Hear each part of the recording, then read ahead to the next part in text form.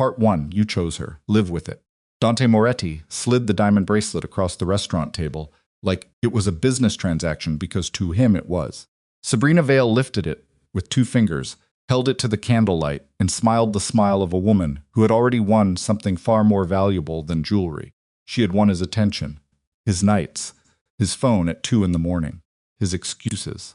Across the city, in the house Dante was supposed to come home to, Elena Voss sat at the kitchen table with a phone in one hand, and a photograph in the other, a photograph someone had slipped under the front door that afternoon. She didn't cry. She had already used up her tears 3 weeks ago, the first time she found a text she wasn't supposed to see. Now she just sat there, looking at proof, and made a decision so quiet it barely made a sound. If you've ever loved someone who treated your loyalty like a convenience, stay with this story. If you've ever had to choose between your dignity and your heartbreak, this one is for you. Subscribe to this channel right now so you don't miss a single episode. Drop a like, leave a comment telling me the city or country you're watching from. I want to see exactly how far this story travels. And don't go anywhere, because what happens next will change everything you think you know about power, betrayal, and the price a man pays when he throws away the only person who was ever truly in his corner. The bracelet cost $11,000. Dante knew because he'd had his assistant order it, the same way he ordered everything efficiently, without sentiment, with the expectation that the gesture would resolve whatever friction had been building between him and Sabrina for the past 2 weeks. She'd been pulling away, cooler in the evenings, slower to answer calls. He recognized the behavior because he'd seen it in other people who wanted something from him, and his instinct, the same instinct that had kept him alive, and solvent through 15 years of building an organization that reached from lower Manhattan to the docks in Brooklyn, was to neutralize the problem before it became a liability. He did not yet understand that Sabrina Vale was not a problem to be neutralized. She was the instrument of his destruction, already fully assembled and waiting to be deployed. Across the table from him, in the private dining room of Cavallo, a restaurant he co-owned through 3 layers of shell companies, Sabrina turned the bracelet over in her hands with the kind of practiced appreciation that never quite reached her eyes. She had dark hair she kept pulled back, and a way of holding herself that made people in rooms unconsciously straighten their posture. Dante had noticed her 3 years ago at a fundraiser that had nothing to do with charity and everything to do with money laundering, and he had told himself at the time that noticing her was harmless. He had been wrong about a great many things, but that particular miscalculation had the most expensive price tag.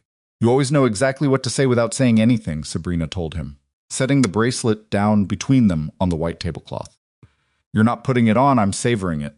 Dante reached across and clasped it around her wrist himself, because he was a man who believed action carried more weight than patience.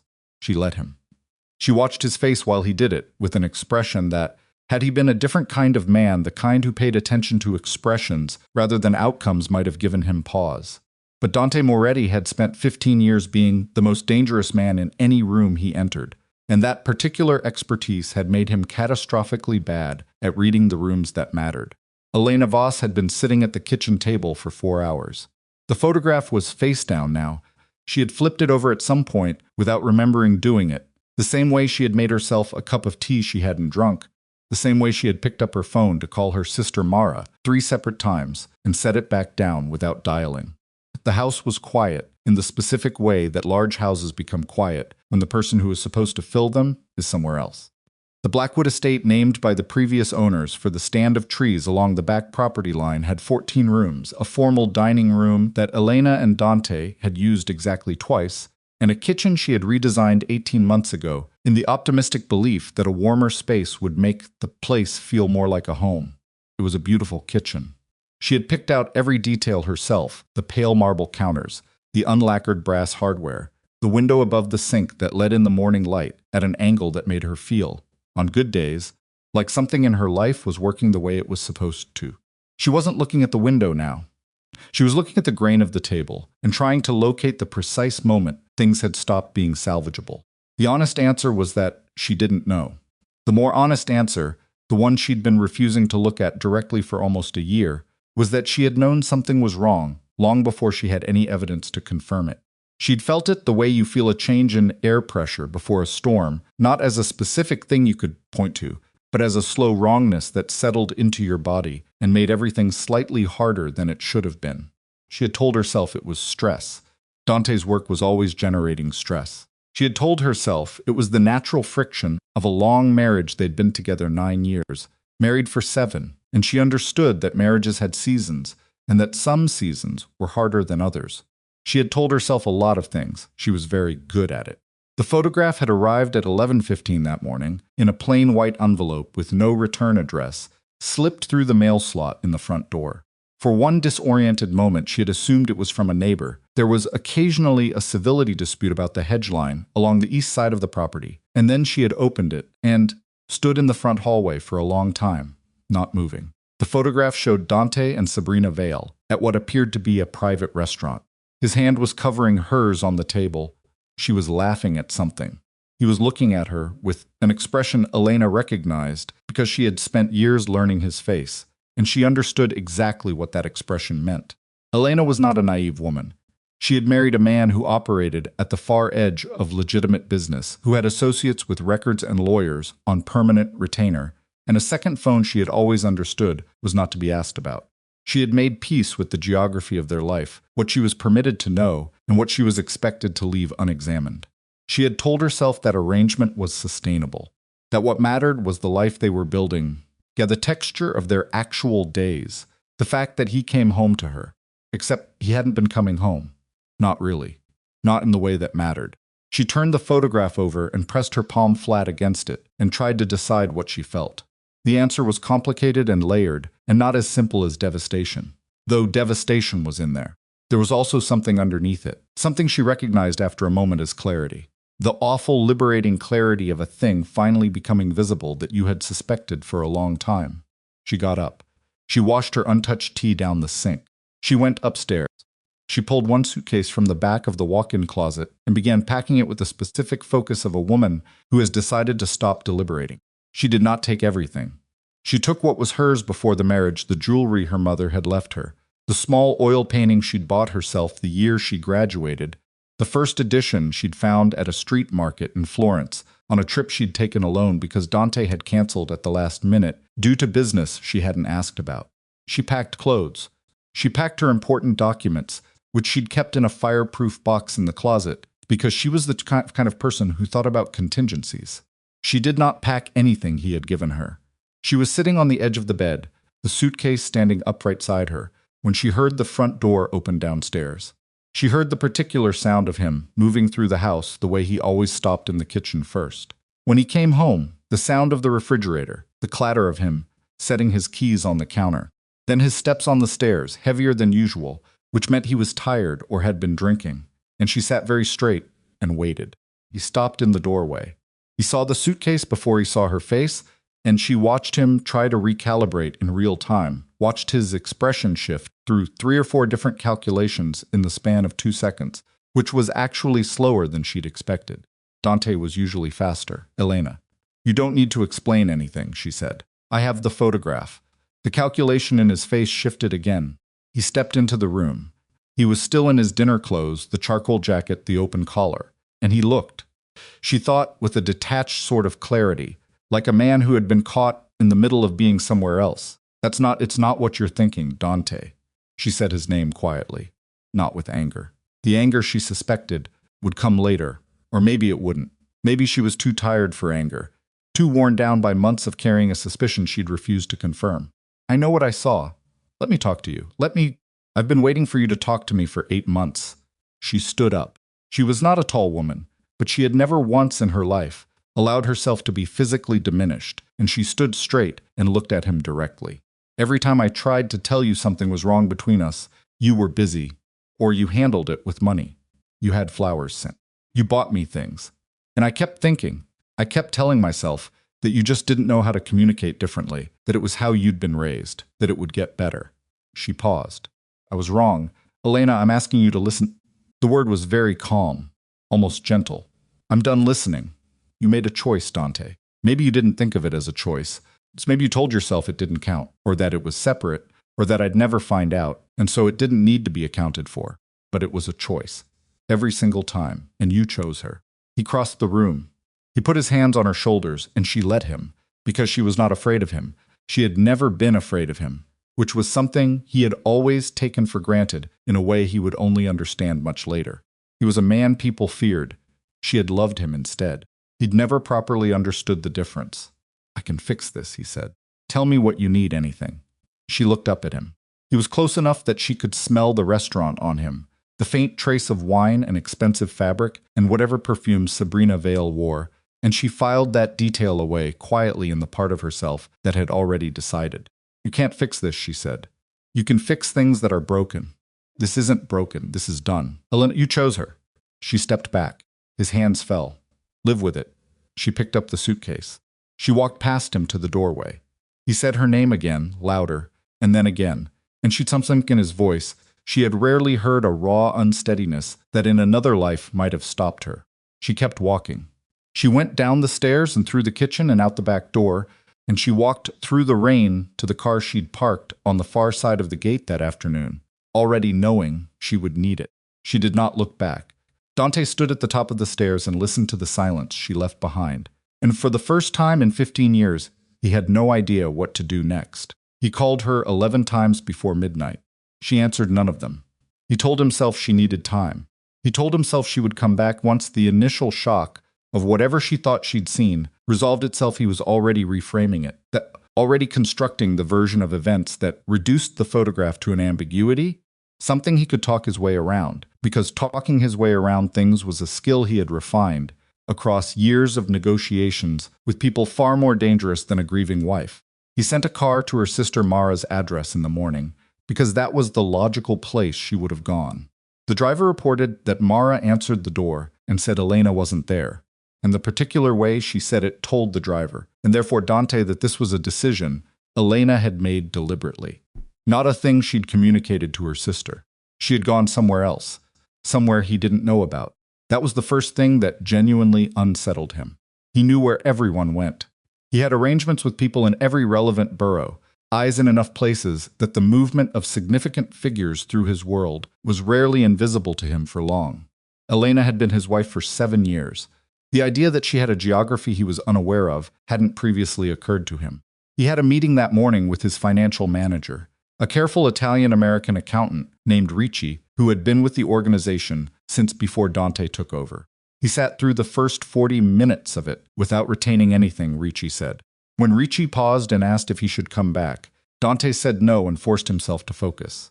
Discipline was the one thing he had always been able to rely on. He went home that night to the estate and walked through all 14 rooms and ended up in the kitchen, standing in front of the refrigerator with the light on and the door open, looking at food Elena had bought and not eating any of it. Sabrina noticed the shift in him within a week.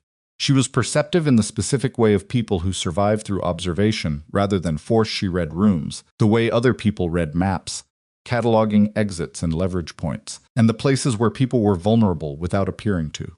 She had cultivated her position in Dante's inner circle over 3 years of patience that would have impressed a chess grandmaster, and she understood that his wife's departure was a variable she needed to track carefully.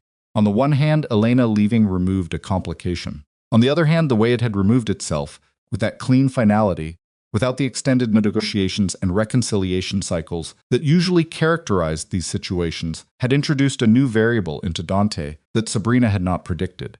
He was distracted in a way that had nothing to do with business. She tested it one Thursday evening when she arrived at his office to find him sitting behind his desk, staring at nothing, with 2 phones face down in front of him and the lights lower than usual. She had come to discuss the Marchetti situation, a delicate negotiation involving 3 families and a disputed waterfront property that had been consuming significant organizational resources, and he had listened and responded and said the right things. But underneath it, something was absent. The thing that made Dante Moretti specifically dangerous, that absolute present tense focus. The sense that his full attention was a physical force operating in the room was elsewhere. "You should call her," Sabrina said, which was a thing she had calculated precisely before saying. He looked at her. "I've called her. I mean actually call her. Not to persuade her. Just to listen." He studied her for a long moment with the particular measuring look she was already very familiar with, the one that tried to identify what someone wanted from an act of apparent generosity. "Why would you tell me that?" "Because watching you be half present is exhausting," she said. "And because I'm not afraid of her." This was true, but not for the reasons Dante assumed. She watched him file it under reassurance, watched his shoulders settle slightly, and she noted it without expression. What she didn't tell him was that the Marchetti negotiation was not a negotiation at all, and that the people she was reporting to had already decided that the waterfront dispute was the kind of distraction that would keep Dante looking in the wrong direction for exactly as long as they needed him to. Elena Voss resurfaced in Philadelphia. She had a college friend there named Dara, a woman she hadn't seen in 3 years, but whose number she still had, and who had answered the phone at 1 a.m. without hesitation. Elena had a particular talent for friendships of this quality, the ones that could lie dormant for years and reactivate instantly, not because she maintained them strategically, but because she was the kind of person people were genuinely glad to hear from. She had always been that. It was one of the things Dante had counted on, without understanding that it was a specific and fragile thing, not ambient, not guaranteed.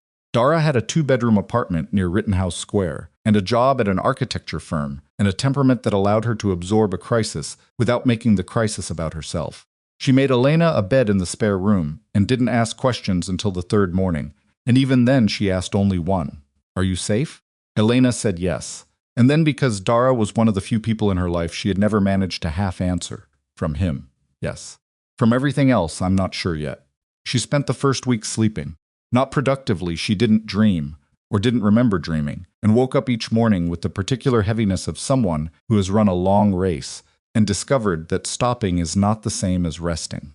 She let Dara bring her coffee. She sat in the window seat in the spare room and watched the street below and let herself exist at reduced capacity, which was something she had not permitted herself in a very long time. On the 8th day, she opened her laptop and began making a list. It was the kind of list that emerges from the specific combination of intelligence, practicality, and self-preservation that Elena Voss had been accumulating across 36 years of living, most of which she had been too involved in managing Dante's world to properly deploy on her own behalf. She listed her assets, what was legally hers, what was jointly held, what would require extraction through means she was not yet ready to examine. She listed her skills. She listed the people she trusted, which was a shorter list than she would have expected before 8 months ago, but was now, she understood, more accurate. She listed the things she knew. This last list was the one she stared at longest.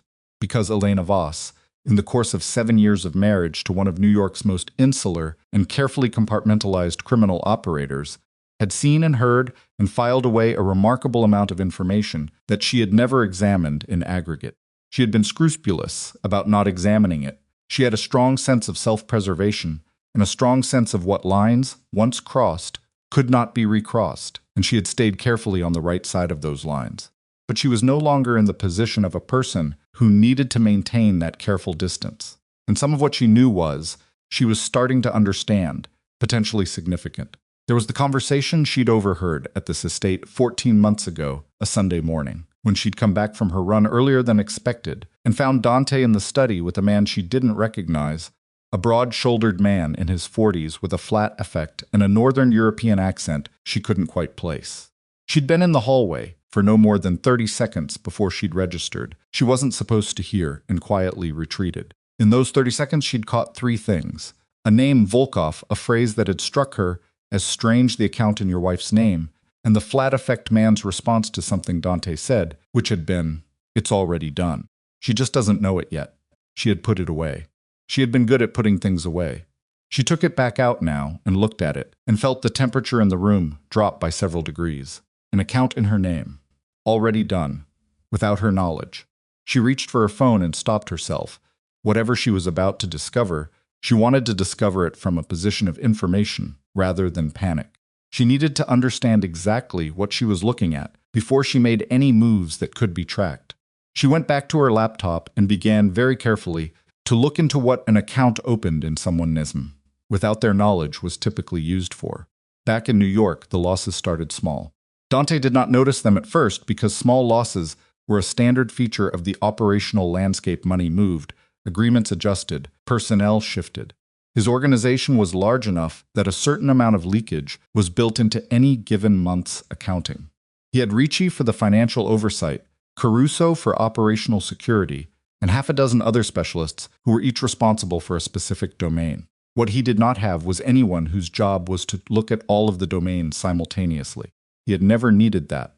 He was the person whose job was to look at all of the domains simultaneously. The problem was that for 6 weeks following Elena's departure, he was not, in any meaningful operational sense, doing his job. He was going through the motions of it. He was sitting through meetings and signing off on decisions and maintaining the surface of function. But the thing that made him dangerous, the comprehensive, paranoid, pattern-reading attention that had allowed him to outmaneuver every rival who'd tried to move against him over 15 years, was operating at significantly reduced capacity, and the people around him were either too invested in his continued leadership to point this out, or were benefiting directly from the gap his inattention had opened. Caruso, who had been with him for 11 years, and who Dante trusted with the kind of things you could only trust to someone you'd watched perform under pressure. Caruso brought him something on a Tuesday in early November that finally broke through the noise. A name. Not one of their names, not someone inside. A name from the outside that had been appearing in the margins of 3 separate situations over the past 40 days. An organizational affiliation that on its own meant nothing, but in the context of the other 2 appearances suggested something systematic. Dante looked at the name for a long time. "How long have you been tracking this?" he said. "About 3 weeks," Caruso said. "I wanted to be sure before I brought it to you." Dante did not ask why Caruso had been hesitant to bring things to him. He understood. "Pull everything. Property holdings, financial connections, anyone in our network with a prior relationship. I want it by Thursday." Caruso nodded and left. Dante sat for a while in the quiet office looking at the name, and for the first time in 6 weeks felt something that wasn't grief and wasn't the performance of normalcy. It was the old familiar sensation of a pattern, beginning to resolve the thing clicking into focus. He was starting to pay attention again. It was, for his enemies, very nearly too late for him to do so. Sabrina Vale had a meeting that same Tuesday that Dante did not know about. It was held in the back room of a dry cleaning establishment in Astoria that operated legitimately as a dry cleaner and handled a secondary function that had nothing to do with garment care. The man she met with was the man whose name had appeared in Caruso's report, though she didn't know that yet, which was a small mercy in an enterprise that contained very few. His name was Gideon Marsh, and he was patient and methodical, and had been in the process of dismantling Dante Moretti's organization from the inside for 2.5 years, using Sabrina as his primary instrument. She had not been recruited so much as she had been identified. Marsh had found her before Dante did 3 years ago, before she had ever attended the fundraiser, before she had done anything more than exist in proximity to the circles Dante moved in. He had understood what she wanted, which was, essentially, everything that power and money could provide, with none of the exposure and none of the obligation that came from being directly inside a criminal organization, and he had explained to her that he could provide these things in exchange for access. She had agreed without much deliberation, which was something she sometimes thought about in quiet moments. The arrangement was simple in outline and complex in execution. She got close to Dante. She maintained the relationship through the normal human means, through presence and attention, and the performance of affection that she was genuinely skilled at. She reported on what she saw and heard. She occasionally created conditions that Marsh's operation could exploit a delayed message here, a changed meeting time there, small adjustments that looked like coincidence. And when the time came when Marsh's people had enough positioning inside the financial infrastructure that had taken them 2 years to compromise, she would step aside and the structure would come down. She was sitting across from Marsh now, which was unusual. Typically, their communication was routed through 2 intermediaries. The fact that he had asked for a direct meeting meant something had changed. "There's a complication," he said. "The wife." He studied her. "You know already. I know Elena left. I didn't know until now that it was a complication for you." She kept her expression neutral. "What does she have?" 14 months ago, Dante opened a financial account under her name as part of a routing structure. She didn't know. Presumably she still doesn't. Presumably. The account has been used for a series of transfers that, in aggregate, constitute a clear pattern of tax fraud and money laundering, with direct organizational attribution. If that account is ever properly examined by a forensic financial analyst, the entire routing structure becomes visible, and the routing structure connects to my operation. Sabrina understood the implications faster than Marsh was probably expecting. So you need to know where she is. I need to know what she knows, and whether she's spoken to anyone. Sabrina thought about Elena Voss with the specific precision of a woman who had observed her adversary for 3 years from the inside. Elena was intelligent. Elena was meticulous. Elena had spent 7 years adjacent to criminal operations without ever, as far as Sabrina had been able to determine, compromising herself legally. She doesn't know yet, Sabrina said. You can't know that. No. But I know how she thinks. She doesn't move fast. She takes time to understand things before she acts. If she'd found the account, you'd already have had a call from the FBI. She paused. Has anyone approached her? Not yet. Don't. The moment someone approaches her, she'll know she has something. Right now, she's just a woman processing a collapsed marriage. Sabrina picked up her coffee. Give her time to surface somewhere visible. She's not the type to stay underground indefinitely. When she does, we deal with it. Marsh looked at her for a moment that lasted slightly longer than it should have. You're very composed about this. I'm always composed, Sabrina said. This was true. It was also increasingly the thing that would cost her. Elena found the account on a Thursday morning in Dara's kitchen, drinking her third cup of coffee and working methodically through a process she'd spent 2 days designing. She had obtained a credit monitoring report under a service she'd registered with 5 years ago and never canceled. She had pulled her own financial history through 3 separate aggregation tools that cross-referenced against her social security number. She had gone through the exercise assuming she would find nothing, because she was still, in some recess of herself, hoping the 30 seconds in the hallway had been misinterpreted. She found it. The account had been opened 22 months ago at a private banking institution in Delaware that she had never heard of and would have had no reason to contact. Her name was on it, her social security number. The address listed was an address she didn't recognize, not the estate, not anywhere she had ever lived. The signature on the originating paperwork was not hers. The balance, as of the most recent statement, was listed as an asset of $460,000. There had been 12 separate deposits over 22 months, each for a round figure, each sourced from an entity she also didn't recognize. There had been 2 withdrawals. The account was still active. She sat with this for a long time. What she was looking at, she understood with a steadying sort of calm, was evidence. Not evidence of the affair, she didn't need more of that. Evidence of something much larger and much more serious. Something that implicated her by proximity, whether she had known about it or not. Her name on a fraudulent account was not a marital problem. It was a federal problem. She was looking at why someone might want to find her before she figured out she had something. She closed the laptop. She sat very still for a moment, and then she picked up her phone and called the one person outside the situation, who she trusted to think clearly about it, not Dara. A lawyer she had known for 12 years, a woman named Fitch, who specialized in criminal defense and who had told Elena once, over dinner, half seriously, if you ever find yourself in something complicated, call me before you call anyone else. The phone rang twice. It's Elena Voss, she said when it connected.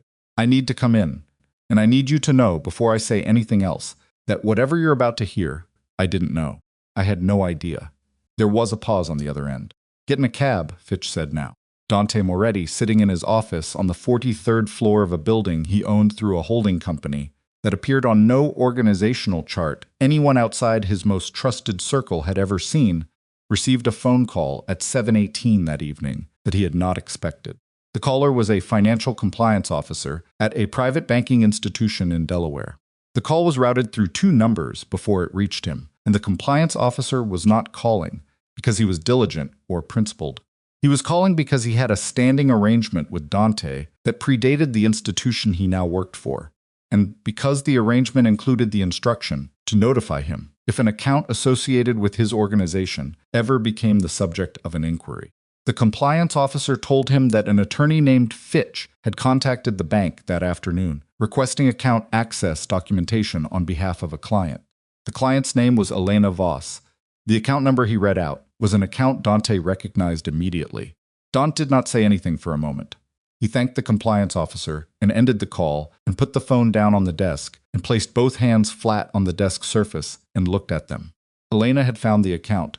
Elena had an attorney. Elena was with the specific and terrible competences of a woman who had spent 9 years learning to operate inside a complicated world without becoming part of it, already moving.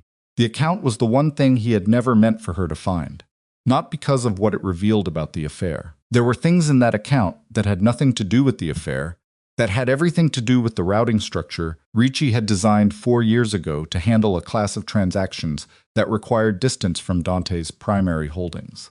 The account was clean on the surface and catastrophic if examined carefully, and if Elena had given it to an attorney who understood what they were looking at, the attorney would eventually understand what they were looking at. And then the question became, what did Elena do with that understanding? He picked up the phone to call Caruso. He stopped.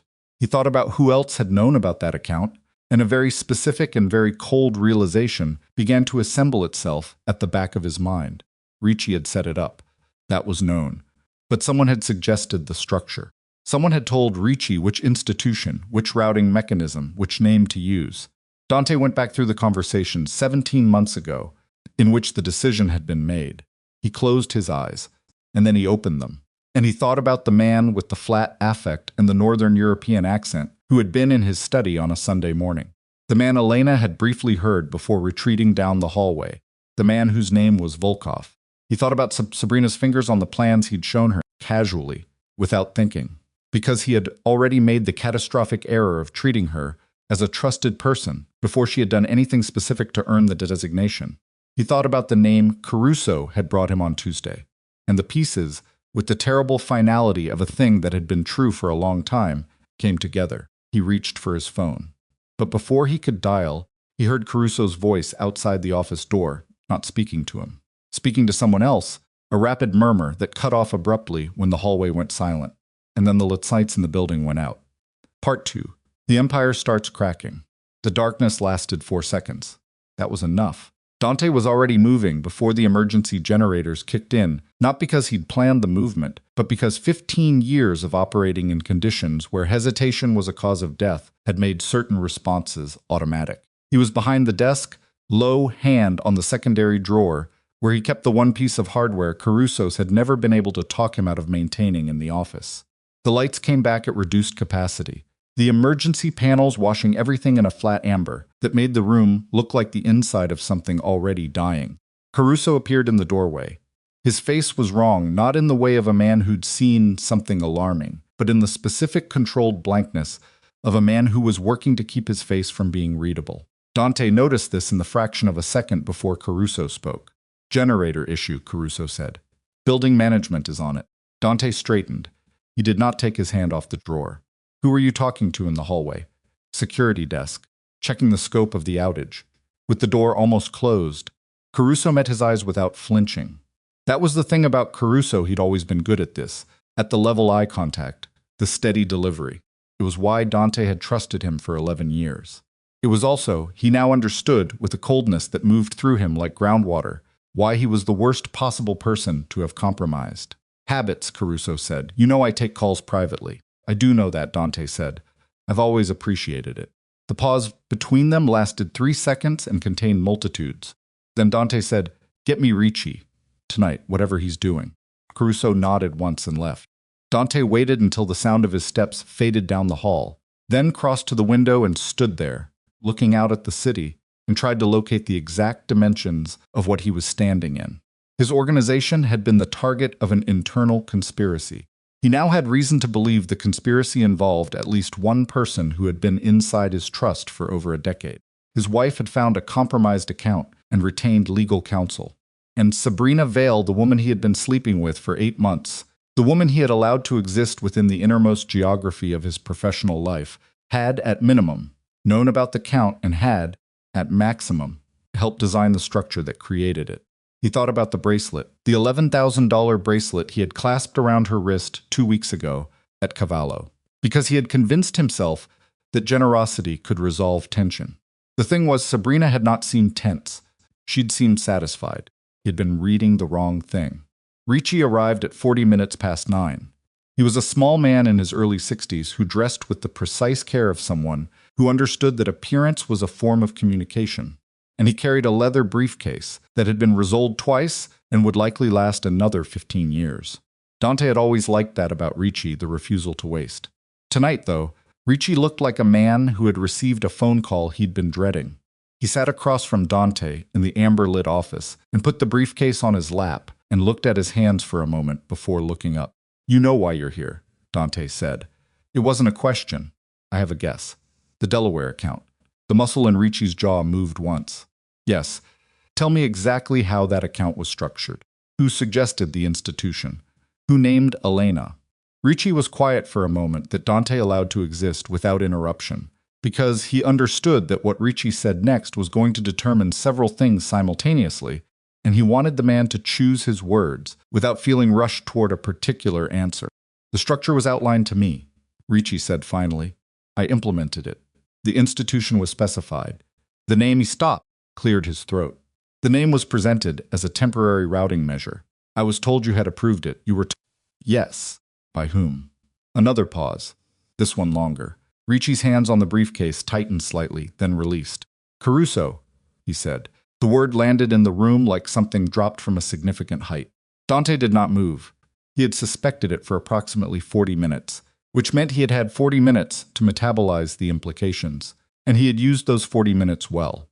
He was not surprised. What he was, underneath the operational calm, was something closer to grief, the specific grief of having extended trust over a long period of time to someone who had spent that same period building a betrayal. What else, Dante said. The routing structure, the full structure.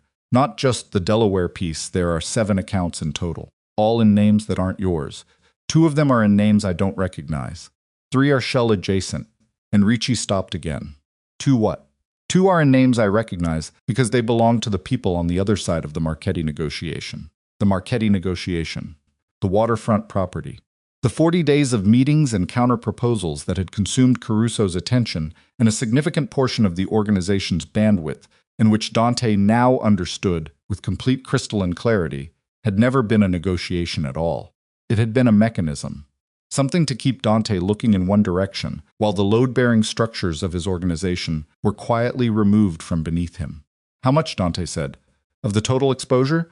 Ricci worked the briefcase clasp. If the routing structure is examined properly, all 7 accounts, full transaction history, somewhere between 14 and 18 million in attributable fraud. With the money laundering classification attached, you're looking at federal minimums that would he stopped. That would finish it, Dante said. Ricci didn't say anything. He didn't need to. Dante stood up and went to the window again. Below him, the city moved in its ordinary nighttime patterns, indifferent and relentless, the way cities are. He had built something that city across 15 years of risk and violence and careful management of 100 competing pressures, and it was being unwound around him by people he had invited inside, and he had not seen it as he had been focused on the wrong thing. Go home, Dante said. Don't talk to Caruso. Don't talk to anyone in the organization. Tomorrow morning, go somewhere public, somewhere with people around you, and wait for my call. Ricci stood up. He hesitated at the door. The account with Elena's name. I know. She didn't. I know, Ricci. A pause. I should have questioned the instruction. Yes, Dante said. You should have. Ricci left. Dante stood at the window for a long time. Voss sat across from Catherine Fitch in an office that smelled of old paper and good coffee, and watched the attorney go through the account documentation for the second time. Fitch was in her mid-50s, with the kind of hair that had gone silver early, and the kind of posture that came from 30 years of courtrooms. She read with complete stillness, which Elena had always found steadying in a person. Okay, Fitch said when she was done. Okay as in I understand what I'm looking at. Give me a minute. Fitch put the documents down and pressed 2 fingers to the bridge of her nose. You genuinely had no knowledge of this account's existence prior to this week. None. You never received any statements, any correspondence. The address on the account is an address I've never lived at. I found it through a credit monitoring service. Everything about the account was constructed to be invisible to me, but attributable to you. Yes. Fitch looked at her. Elena, I need you to understand something clearly. This account, if it's been used the way this transaction pattern suggests, is part of a financial crime. You're listed as the account holder. That creates a legal exposure for you that exists independent of your knowledge or intent. Elena had understood this. She had understood it the moment she found the account. She'd spent the cab ride to Fitch's office, working through the implications with the specific methodical focus she usually deployed on problems that had nothing to do with her personal life, and she'd arrived at Fitch's office, already knowing the landscape of her situation. What she'd needed was confirmation that she was reading it correctly. I need to know my options, Elena said. Option 1, do nothing, don't disclose. and hope no one with a forensic accounting background ever looks at this. Given what's happening with your husband's organization, I would assess this option as not viable. Correct. Option 2. Approach the relevant federal authority proactively, with representation, with full disclosure, and with a clear documented record of your non-participation. This gives you the best protective positioning and the highest probability of emerging from whatever investigation occurs without personal liability. What does proactive disclosure look like in practice? Fitch folded her hands on the desk. It looks like a conversation with the FBI Financial Crimes Unit this week, before anyone else initiates contact. The room was very quiet for a moment. Elena thought about Dante. Not about the photograph, not about Sabrina, not about the marriage as it had collapsed. She thought about the man she had married 9 years ago, the man who had been, she still believed, capable of something she would not have called goodness exactly, but might have called genuine feeling. She thought about the choices that had accumulated, year after year, into the situation she was now sitting in the middle of. She thought about the account with her name on it and the signature that was not hers, and the $460,000 that had moved through it while she was redesigning the kitchen and telling herself that her marriage had seasons and that some seasons were harder. Schedule the conversation, Elena said. Sabrina Vale received a text at 11:40 that night. It came from a number she had memorized and never saved, and it contained 4 words. She retained legal counsel. She was in her apartment on the Upper West Side, a place she had furnished with the kind of considered minimalism that cost more than ostentation. She read the text once, deleted it, and sat for a moment on the edge of her bed in the dark. Then she picked up a second phone, a prepaid device she replaced monthly, and composed a message to Marsh. We have a timeline problem. Need to accelerate. His response came back in under 2 minutes, which told her he was also awake and had also received news. Already in motion. You need to be at the house on Staten Island tomorrow, noon. She looked at the response for a moment. She had been to the Staten Island location once, 8 months ago, when the operational relationship was being restructured. Marsh used it for conversations he considered significant. The fact that he was calling her there rather than routing through the usual channels told her the acceleration she'd requested was not a minor adjustment. She texted back, understood. She put the phone in the drawer, lay down on top of the bed covers fully dressed, and stared at the ceiling. There was a version of this situation she had been planning for, in careful increments, for 3 years.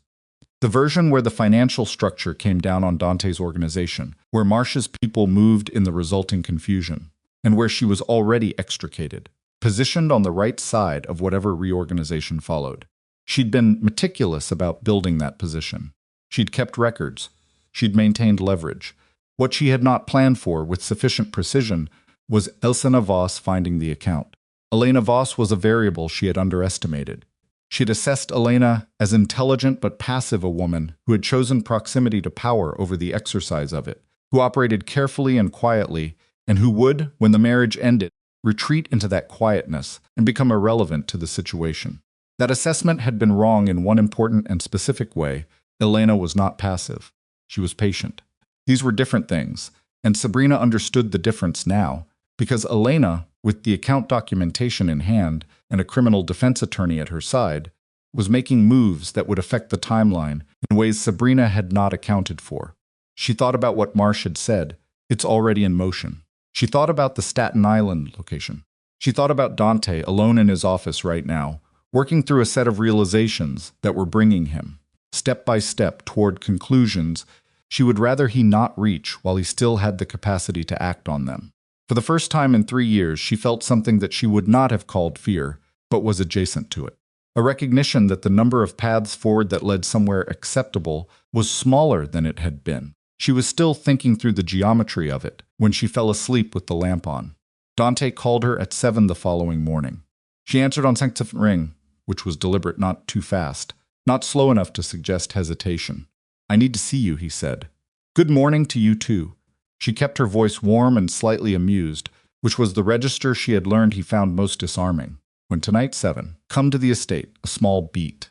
He had not used the estate for any meeting involving her, since Elena left the building, had a particular weight for him. She understood, and he had avoided it, the way people avoid the place where something happened.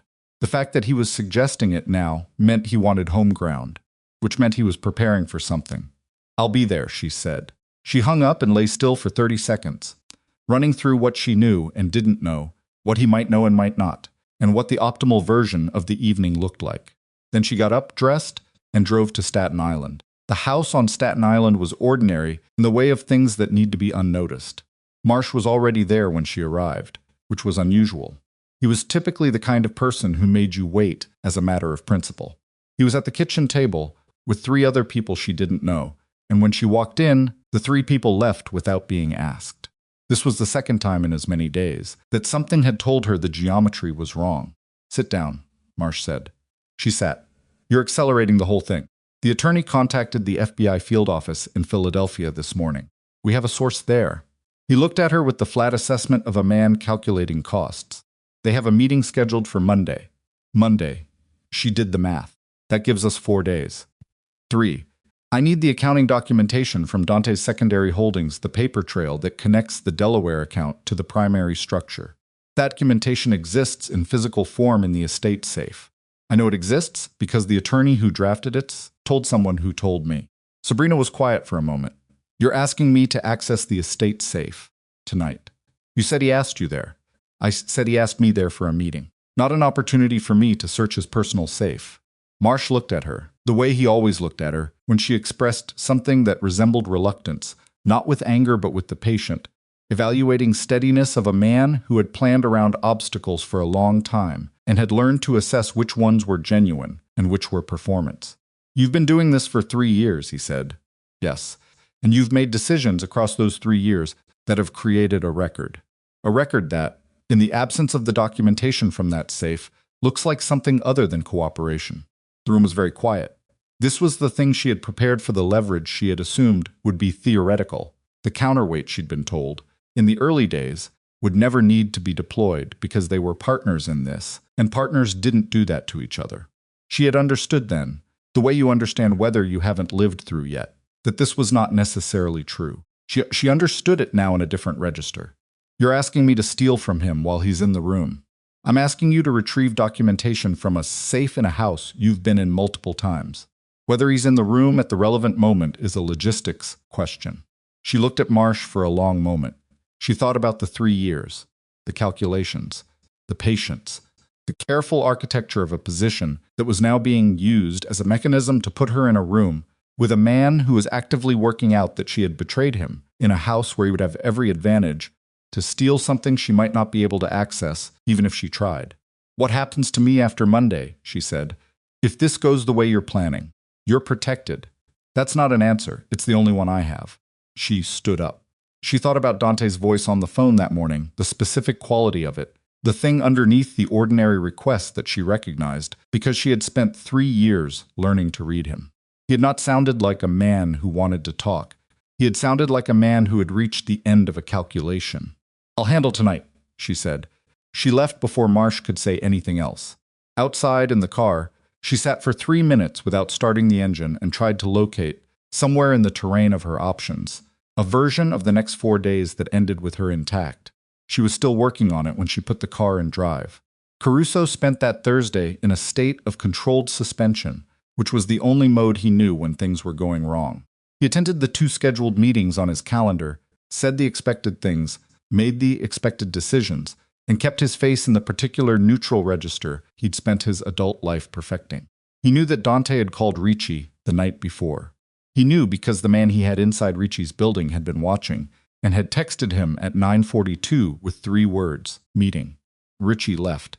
He did not know what Ricci had said, but he understood the range of possibilities well enough to know that the comfortable geometry of the past 2 years, the position he had occupied inside Dante's trust while simultaneously serving as Marsh's primary institutional access point, was no longer stable. He had made a decision 3 years ago when Marsh first approached him, and he had made it with the kind of cold clarity that came from understanding, after 11 years, exactly what his organization was and what it would eventually require of him.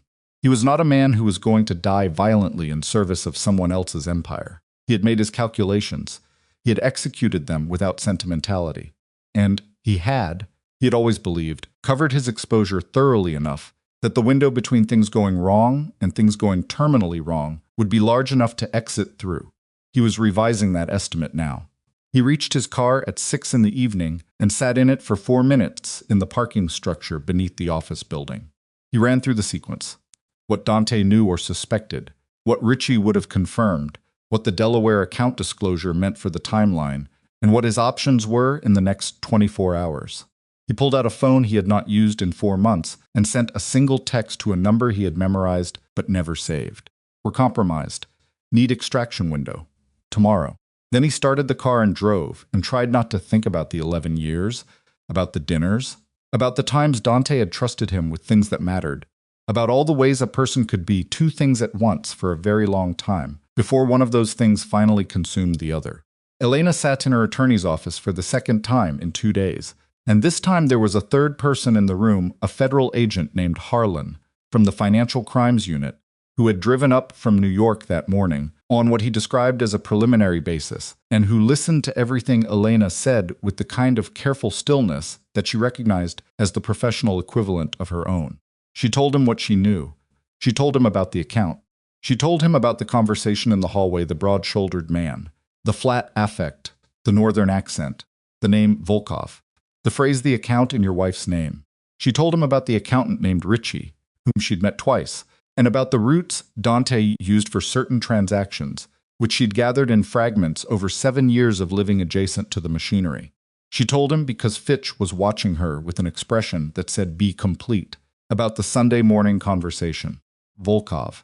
It's already done. She just doesn't know it yet.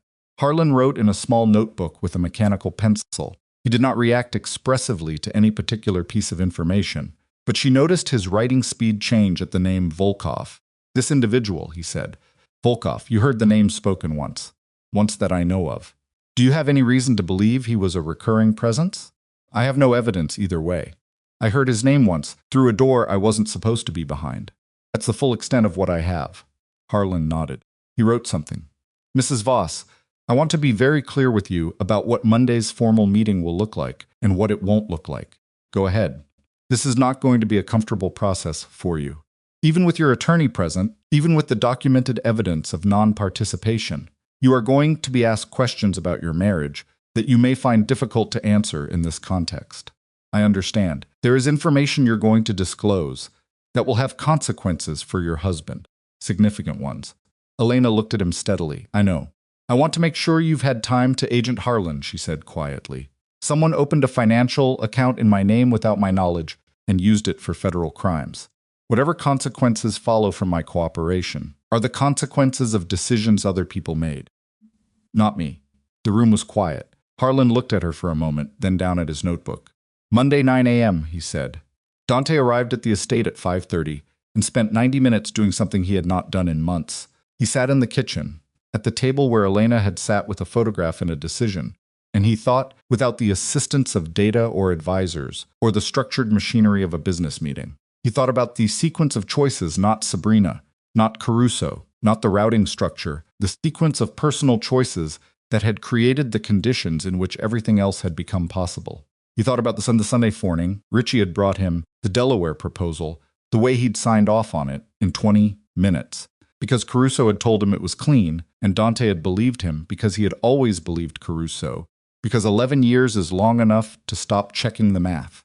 He thought about the fundraiser, where he'd noticed Sabrina in the first place, the way she'd stood apart from the room, composed and observant, and how he'd told himself that noticing her was harmless, how he'd returned to that assessment again and again over 3 years, always calling it harmless, right up until the moment it was the single most expensive mistake of his adult life. He thought about Elena walking into the rain. He had not let himself think about that directly since it happened.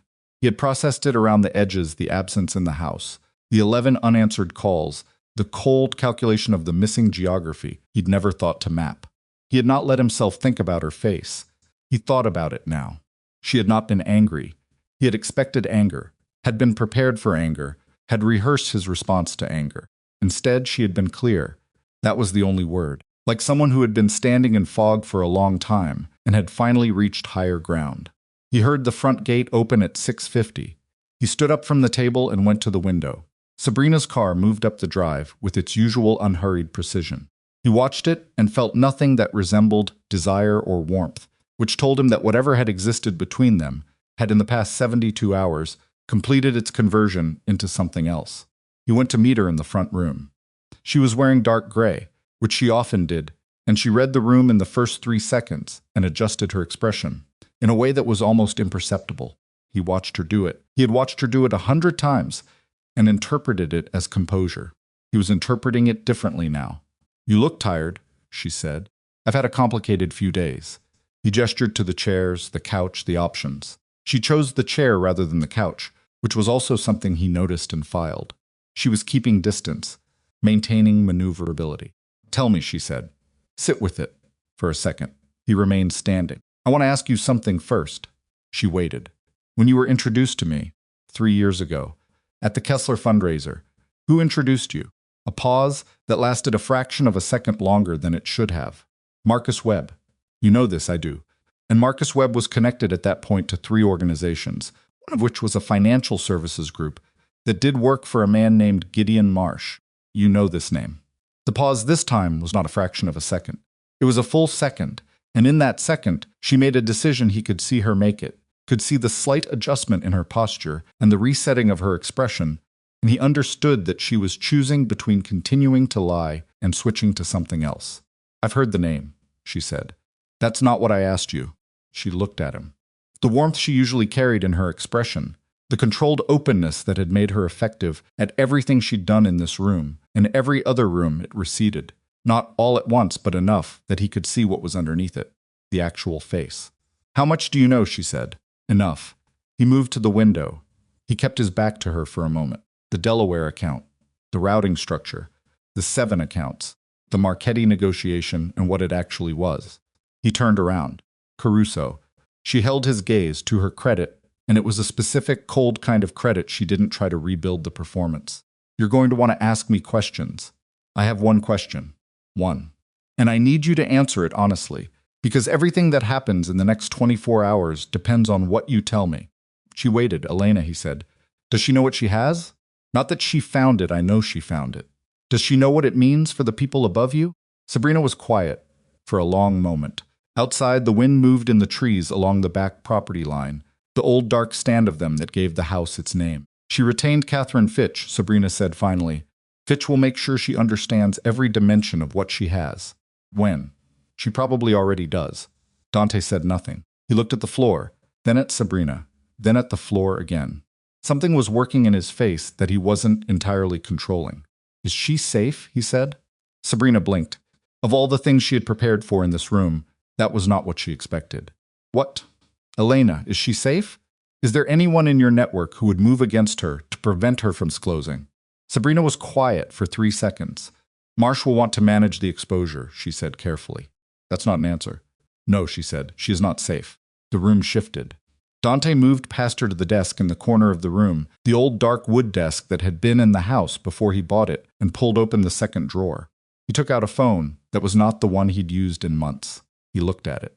"You came here tonight for something?" he said, without turning around. "Something specific, not the meeting." The silence behind him was its own kind of answer. "The safe," he said.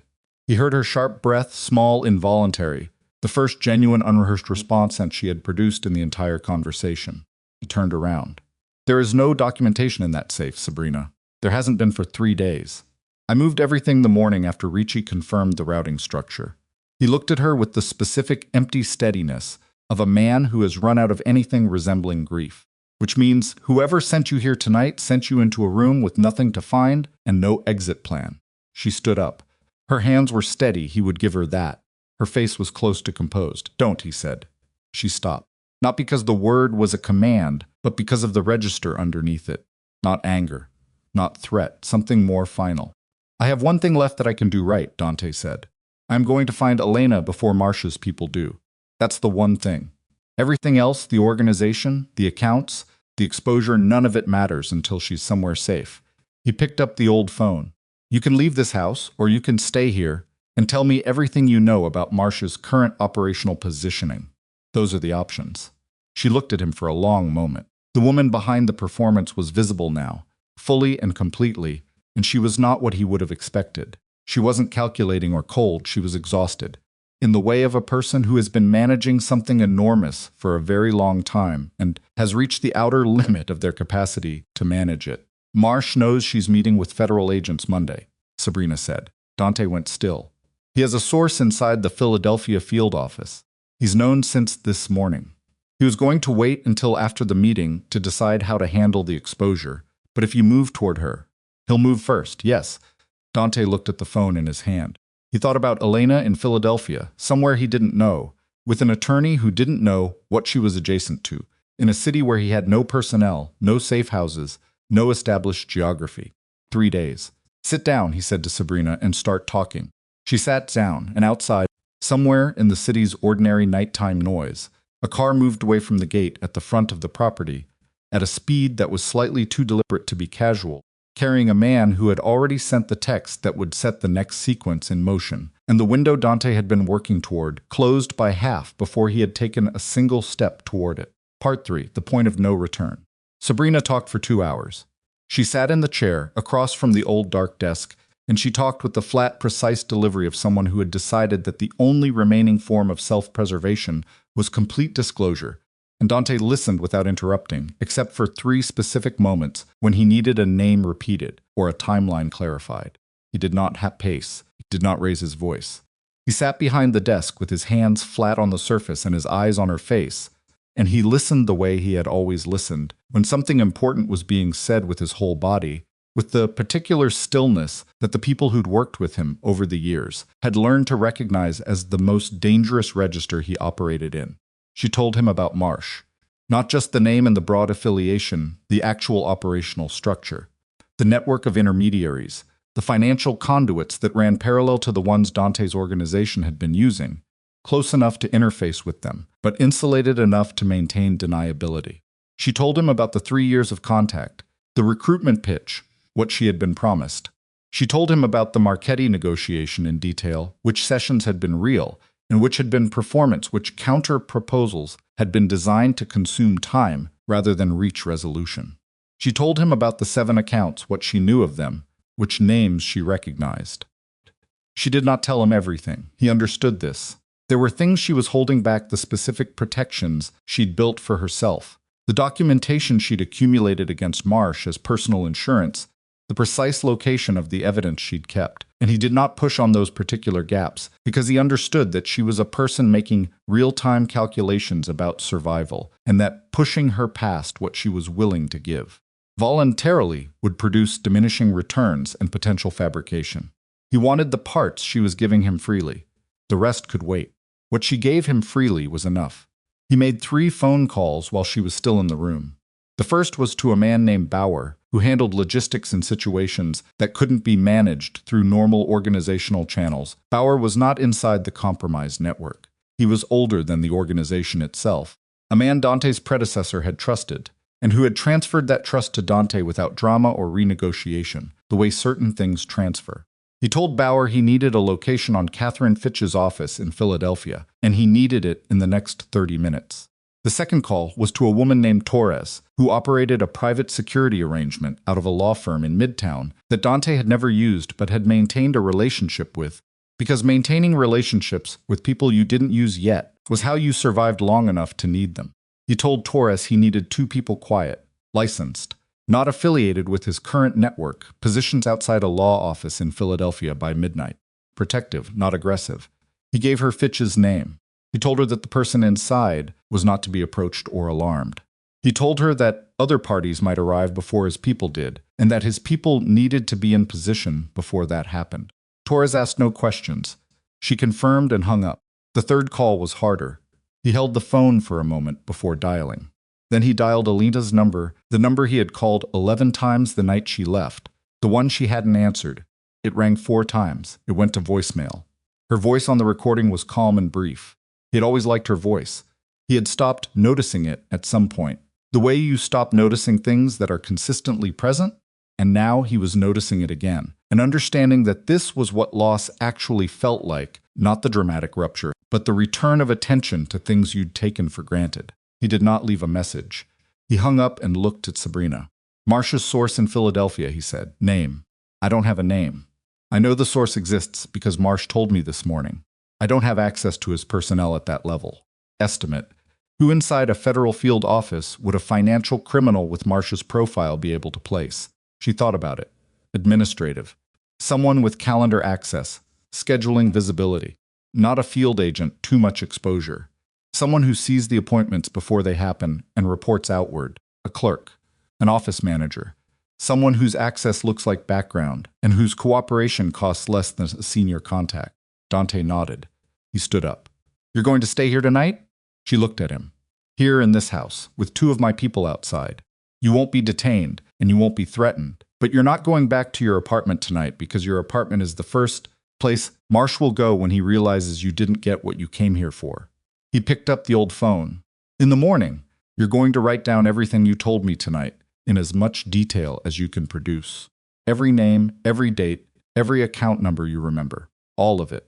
And then we figure out what that document is worth to the people who are going to come looking for all of us in the next 72 hours. She was quiet for a moment.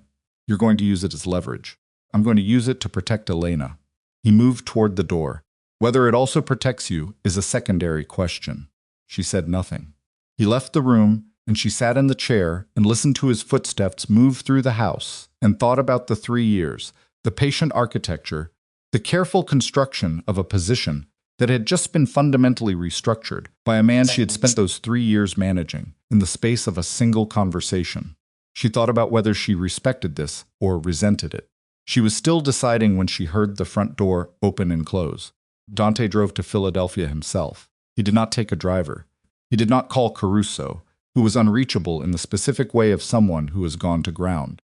He took the car from the secondary garage, the unremarkable one, the sedan that appeared in no inventory connected to his name, and he drove south on the turnpike at a steady 70 miles per hour and tried not to think about the last time he had driven somewhere without a purpose beyond the driving itself. He thought about the sequence instead. The way Marsh had built into his organization through Caruso, which meant through Dante's own trust. The way Sabrina had been positioned before Dante ever noticed her, which meant that the fundraiser, the introduction, the apparently organic sequence of proximity and attention, none of it had been organic. He had walked into it with his full capacity for self-deception, functioning at peak efficiency, which was an accomplishment of a kind, if a devastating one. He thought about Elena finding the account. The specific act of a person who had retreated from a collapsed marriage into a rented spare room in Philadelphia, and rather than spending the first weeks in the kind of paralysis that would have been entirely understandable, had instead sat down at a laptop and started methodically looking at the truth of her situation. He thought about the quality of mind that required, the discipline of it. He had spent 7 years married to that mind and had not, he understood now, been paying sufficient attention to what it was actually capable of. He had been paying attention to the version of her that was useful to his life. This was the accounting he was doing at 70 miles per hour on the New Jersey Turnpike at 11:30 at night. Not the organizational accounting, not the forensic reconstruction of how the conspiracy had assembled itself around him, but the personal accounting, the itemization of exactly how he had managed to throw away the one person in his life whose loyalty had been genuine and unconditional. He had done it with negligence and with choices, and with the profound specific arrogance of a man who believed that presence was optional when power was sufficient. He crossed into Pennsylvania at 12:14. Torres's people were outside Fitch's building when he arrived. 2 of them in an unremarkable car, positioned with the kind of professional discretion that meant they were visible to anyone looking for them, and invisible to anyone who wasn't. He drove past without stopping and parked 2 blocks north and sat in the car for a moment. Elena was presumably inside or at Dara's apartment, wherever that was, somewhere in the city. He didn't have Dara's address. He had Fitch's address, because Bauer had provided it, and he had Fitch's cell number, because Bauer had provided that also, and the fact that he was about to call an attorney who was professionally adverse to his interests, to ask about the whereabouts of the woman she was representing, was a degree of humbling that he was choosing not to examine at length. He called the number. Fitch answered on the 3rd ring. She sounded awake, which told him she was the kind of person who slept lightly in the middle of an active situation. "Who is this? My name is Dante Moretti. I'm Elena's husband." The pause on the other end of the line was brief and extremely communicative. "You're calling me directly, yes. I know what it is. I need to speak with Elena tonight. I understand that's not your recommendation, And I understand she has no obligation to agree. And I'm asking you to pass the request because there's a safety issue that is time-sensitive and that her legal situation does not fully account for. Another pause. What safety issue? The people who built the financial structure she's disclosing to federal agents Monday morning know about the meeting. They have a source inside the field office. They are going to make a decision about managing that exposure before Monday. And Elena is the exposure. The silence on the other end was different this time. The particular quality of a very smart person rapidly reassessing a landscape. How do you know this? Fitch said. Because I spent 2 hours tonight getting information from the woman who was feeding my organization to these people. And because I have 2 of my people sitting outside your building right now to make sure nothing moves before we have a conversation. He heard her exhale, not panic considered. Give me 15 minutes, she said. She hung up. He sat in the car and waited. 12 minutes later, his phone rang. She'll see, Fitch said, my office. I'll be present. You say what you need to say, and then it's her decision.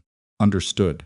And Mr. Moretti, if you say one thing in that room that I decide is coercive, I'm calling the police and your 2 people outside become a harassment charge. Are we clear completely? He said. The building's night security let him up without difficulty after Fitch called down. He rode the elevator to the 4th floor and walked down a corridor that smelled of carpet cleaner and recycled air and found the office at the end with the light already on. He knocked once. Fitch opened the door. She was in her 60s and looked at him with the expression of someone who had spent decades assessing dangerous people in enclosed spaces and had developed genuine equanimity about it. She stepped back and let him in. Elena was standing by the window. She was wearing dark jeans and a gray sweater that he did not recognize something she had bought in her new life, the post-estate life, the life she had assembled in a spare room in another city. Her hair was shorter than the last time he had seen her. She had lost some weight. She looked like someone who had been through something significant and had come out the other side, not diminished, but reshaped. And he stood in the doorway and looked at her and felt something in his chest that did not have a clean name. She looked at him the same way she had looked at him the night she left. Not with anger, not with the hot grief that would have been easier to navigate with that same terrible clarity. Say what you came to say. She said it. He kept it to the facts, the operational facts, the ones she needed in order to understand the dimension of what she was in. He told her about Marsh. He told her about the source in the Philadelphia field office. He told her what Sabrina had said tonight, she is not safe, and what it meant in practical terms, which was the people who had used her name and her social security number and her complete ignorance to build a financial structure would not benefit him from her surviving Monday's meeting. He watched her face as he said it. She did not recoil. She did not reach for comfort or show the kind of fear that required managing. She listened the same way she always listened, fully, without interrupting, filing things in the precise interior order she applied to information that mattered. This had always been one of the things he'd not admired exactly, because admiration required that he had been paying proper attention. He hadn't, but the capacity had been there consistently, and he was attending to it now with a clarity that felt like punishment. When he finished, she was quiet for a moment. The source inside the field office, she said. You don't have a name? No. But Fitch, she looked at her attorney. Monday's meeting. Who has visibility on it? Fitch was already thinking through it. Scheduling was handled through the administrative coordinator. The confirmation went to 2 people in the office. The meeting is in the system as a financial disclosure consultation, not a CI meeting, not a protected witness designation. It's a standard entry. Standard entry means broad access, Elena said. Yes. Elena turned back to Dante. How much time? If Marsh decides to move before Monday, 24 hours, maybe less. He knows about the meeting. He doesn't know what documents you have or exactly what you're disclosing. His calculation is going to be around containment, and containment in his framework means removing the thing that needs containing, Esena said. She said it with the same flat clarity she'd used to say you chose her, and it produced in Dante an identical sensation, the feeling of being fully uncomfortably seen by someone who was choosing precision over the performance of emotion. Yes, he said. She looked at him for a long moment. He could not tell what she was thinking, and had not been able to tell what she was thinking for the better part of a year, which was its own form of accounting. Why are you here? She said. Not aggressively, actually asking. He looked at her. He thought about the 11 unanswered calls. He thought about the 14 rooms and the kitchen, with the morning light and the untouched cup of tea. He thought about the rain and the sound of her footsteps on the gravel. Because you're in danger. And it's because of choices I made, he said. And because he stopped. He started again. Because the right thing to do is get you somewhere safe. That's the full reason. She held his gaze. Then she looked at Fitch. Something passed between them, the shorthand of two people who had spent enough hours in the same room to develop a language. Fitch said, "We need to contact Agent Harlan tonight." Elena nodded. She picked up her phone. Harlan arrived at Fitch's office at 2:15 in the morning in the specific condition of a federal agent who has been woken from sleep by information that significantly rearranges his understanding of an active situation. He was dressed in what were clearly the first clothes he'd found: dark pants, a jacket over a shirt that wasn't quite tucked, and he carried the controlled alertness of someone who was running on professional discipline and not much else. He listened to everything Dante said without expression. When Dante finished, Harlan looked at him for a long moment. "You understand that you're providing me with information that implicates you?" "Yes. And you're doing this voluntarily. I'm doing this because it's the only way to get Elena out of the immediate danger, and because the people who built the structure around my organization are considerably more dangerous to a broader set of people than I am." He said it without effect. "I'm also doing it because someone used my wife's name without her knowledge, and it's not something I'm willing to leave unaddressed." Harlan made a note. He looked at Elena. "Are you still intending to proceed with Monday's meeting?" "I am. But not in the scheduled location and not with the scheduled participants." He looked at her steadily. "You want to change the venue and the access list. I want you to identify who in your office has administrative access to the scheduling system, run them against Marsh's known network, and remove anyone with a conflict from any awareness of the rescheduled meeting." She paused. "And I want you to tell me honestly whether you have the authority to do that in the next 12 hours. Harlan was quiet for 3 seconds. "I can make calls." "Make them," Fitch said. He stood up and stepped into the corridor, and they listened to the murmur of his voice through the glass partition. And Dante sat across from Elena in Fitch's office, and neither of them spoke for a while. The silence was not comfortable and not hostile. It was the specific silence of two people who have too much history to fill the air with ambient noise and are both too tired to perform anything. "You moved the documentation from the safe," Elena said eventually, 3 days ago, somewhere Marsh's people won't find it." She considered this. "Is it somewhere federal agents can find it?" He looked at her, the directness of it. She was not asking for herself. She had her own disclosure, her own evidence, her own attorney, and her own federal contact. She was asking because she was already thinking about how the pieces fit together, about what the full picture required. "Yes," he said. "If it becomes necessary, it will become necessary." "Not a question." Dante. "The routing structure, Ricci designed the full structure. All 7 accounts are there, transactions in there that connect to Marsh's operation directly, not through intermediaries. Directly." He thought about it. He thought about what Ricci had told him, the 2 accounts in names connected to the Marchetti negotiation side. 2 of the accounts. Possibly. Those 2 accounts are the ones that matter for bringing Marsh down. She looked at him with that steady, clear-eyed quality. "Not for protecting you. For actually stopping him from doing this to the next organization he decides to parasitize." Dante looked at the table surface. He thought about 15 years. He thought about everything that was already gone, and what was still, technically, salvageable. "I know," he said. Caruso's extraction window closed at 3 in the morning. He had been waiting in a hotel room in Queens under a name that was not his own, with a bag packed and a car arranged, and a phone line to the man who was supposed to be facilitating the next step of a transition he had been planning for 2 years. At 3 a.m., he called the facilitator's number and got nothing. Not voicemail, nothing. The line had been disconnected. He called the secondary number. Same result.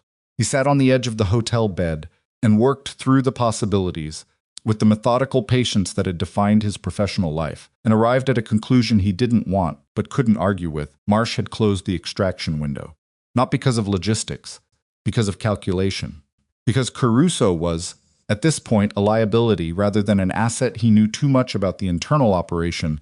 His cooperation would be too valuable to federal investigators, and the cost of extracting him was higher than the cost of leaving him exposed.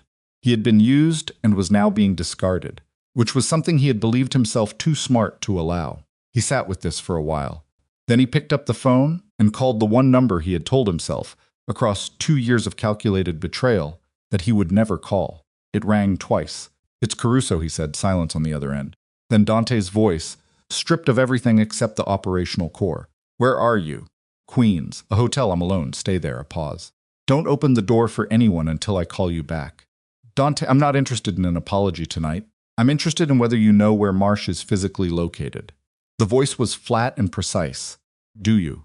Caruso closed his eyes. He thought about 11 years. He thought about the decisions that had seemed, at each individual juncture, like reasonable responses to the specific pressure of that moment, and how they had accumulated into something he could no longer recognize as reasonable from any angle. Staten Island, he said.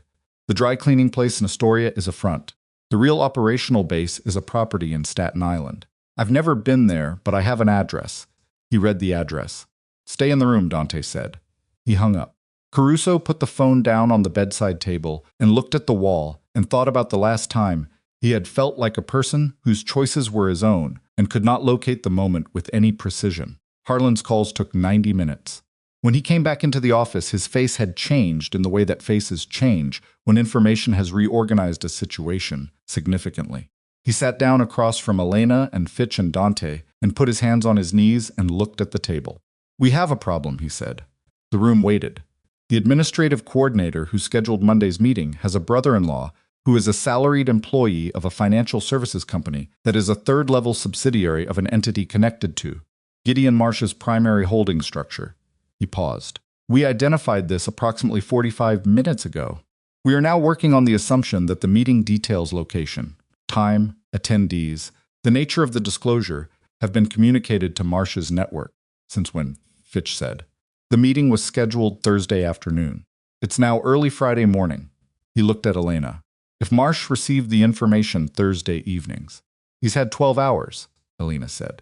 Yes. Dante said, Sabrina told me tonight that Marsh was going to wait until after the meeting before deciding how to handle the exposure. But that calculation changes if he believes the meeting contains information that directly connects his operation, not just Dante's routing structure to federal crimes. Harlan looked at him. What information? 2 accounts in the routing structure, direct transactions to entities on Marsh's side. No intermediary layer. Harlan went very still. You have documentation of this. I have documentation of the full routing structure. Whether those 2 accounts constitute direct attribution is a question for your forensic people, but based on what Richie told me, the answer is yes. The silence in the room was the specific silence of a situation becoming larger than its original dimensions. Harlan looked at Elena. Mrs. Voss, I need you to move locations tonight. Now.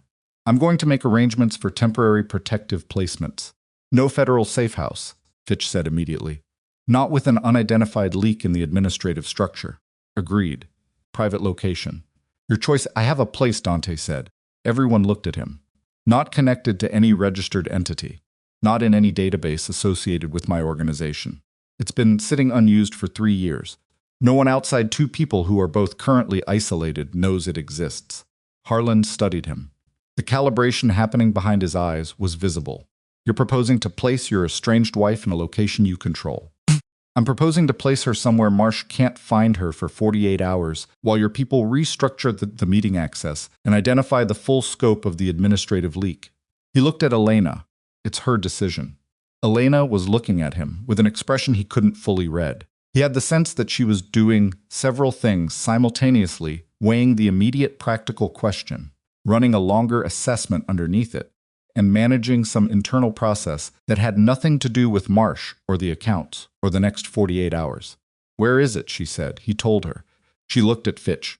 Fitch looked at Harlan. Harlan looked at the table and then at Dante, and then did the kind of cost-benefit calculation that visibly cost him something. I need check-in contact every 4 hours, Harlan said. Contact breaks? I treat it as a hostile situation, and we move resources. Agreed, Dante said. Elena stood up. She picked up the bag that had been sitting beside her chair, the same kind of careful, pre-packed practicality she'd shown the night she left the estate, and she looked at Dante with that steady, clear-eyed quality that he was beginning to understand was not coldness, but something much harder earned. I'm not doing this because I trust you, she said. I know. I'm doing it because the alternative is worse, and because you're the only person in this room who has functional knowledge of the threat landscape. She held his gaze. When this is over, we're going to have a very different conversation. Not about Sabrina, not about the marriage. About the account with my name on it, In the 7 years and everything I looked away from. Yes, he said. And you're going to answer every question I ask. Yes. She nodded once. She looked at Fitch. I'll be in contact. Then she walked past Dante and into the corridor, and he followed her. And in the elevator going down, he stood beside her and felt the specific weight of a proximity he had destroyed and was not entitled to reconstruct, and he kept his hands at his sides and his eyes forward, and they rode down in silence. Outside in the street, the city was doing what cities do in the hours before dawn, moving quietly, reduced to its essential functions, the noise stripped away, and only the structure left. He opened the passenger door of the sedan. She got in without comment. He went around to the driver's side. He started the car. Dante, she said, when he was about to pull out. He looked at her. The woman in your organization, she said. The person who told Marsh about the meeting. About me. Her voice was controlled and very precise. Is she still at the estate? He understood what she was actually asking. Not whether Sabrina was at the estate. Whether Dante had made arrangements that would protect Sabrina from the consequences of what she had set in motion. She gave me enough tonight to work with, he said carefully. That's not what I asked. He looked at her. The 48 hours ahead of them, the logistics, the 3-day window, the federal investigation, the exposure, all of it was present in his mind simultaneously, and underneath all of it was the much simpler, much older question of what he owed to whom and why, and whether it was too late to pay it. She's being watched, he said. She's not going to be harmed. Elena was quiet for a moment. Make sure, she said. He pulled out into the street. The dawn was still 3 hours away, and the highway north was almost empty, and he drove at a steady speed, and neither of them spoke. And somewhere behind them, in a dry cleaning establishment in Astoria, and a hotel room in Queens, and an office building in Philadelphia, the machinery of consequences was running at full capacity in the dark, and the window they had was exactly as small as Sabrina had said. Part 4. The Reckoning. The safe house was a 2-story property in rural New Jersey, 40 minutes from the city, set back from a county road behind a tree line that had been growing undisturbed for 20 years. It had belonged to a man who owed Dante a debt that had never been formally called in, and when the man died 4 years ago, the property had transferred through a series of arrangements that left it effectively invisible. No registered connection to Dante's name, no organizational affiliation, nothing in any database that a motivated search would surface in under 72 hours. Dante had used it once, 6 years ago, as a temporary location for a negotiation that needed to happen outside to the city's geography. Elena had never known it existed. She walked through it now in the gray pre-dawn light, without commenting on the dust on the surfaces, or the age of the furniture, or the specific desolation of a space that had not been inhabited in years. She found the kitchen, found the water supply functional, found a working burner on the stove, and put a pot on without asking where anything was kept. He watched her do this from the doorway and understood that what he was seeing was a person who had spent 3 months building a survival competence he had never previously had to develop because her life had been structured around not needing it. She had needed it. She had built it anyway. The contact schedule with Harlan, she said without turning around. Every 4 hours. You set it up or I do. I'll call him now. He called Harlan from the front room while the sound of running water came through from the kitchen. Harlan confirmed the schedule. Confirmed that his people were already running the administrative access audit. Confirmed that Fitch had been moved to a secondary location as a precaution. He sounded like a man who had not slept and was running on the specific fuel of a situation that had become significant enough to override the need for sleep. Moretti, Harlan said, before hanging up. The documentation you mentioned, the routing structure. When Elena is in a stable position, that needs to happen soon. I know it will. He hung up and stood in the front room of the safe house in the dark and listened to Elena moving in the kitchen and tried to identify somewhere in the compressed geography of the next 48 hours the path that led to an outcome in which she was not permanently destroyed by the decisions of people who had treated her as a mechanism. His phone vibrated. A text from Torres, whose people were still positioned outside Fitch's building. 2 vehicles circled the block twice in the last hour. Didn't stop. Plates don't register clean. He stared at the text. They had moved Elena 3 hours ago. Marsh's people were looking at the last known location, which meant they were behind. The question was how far behind, and whether that gap was large enough to accomplish what needed to be accomplished before it closed. He texted back, hold position, report any approach. He went back to the kitchen. Elena handed him a cup of coffee without ceremony. He took it.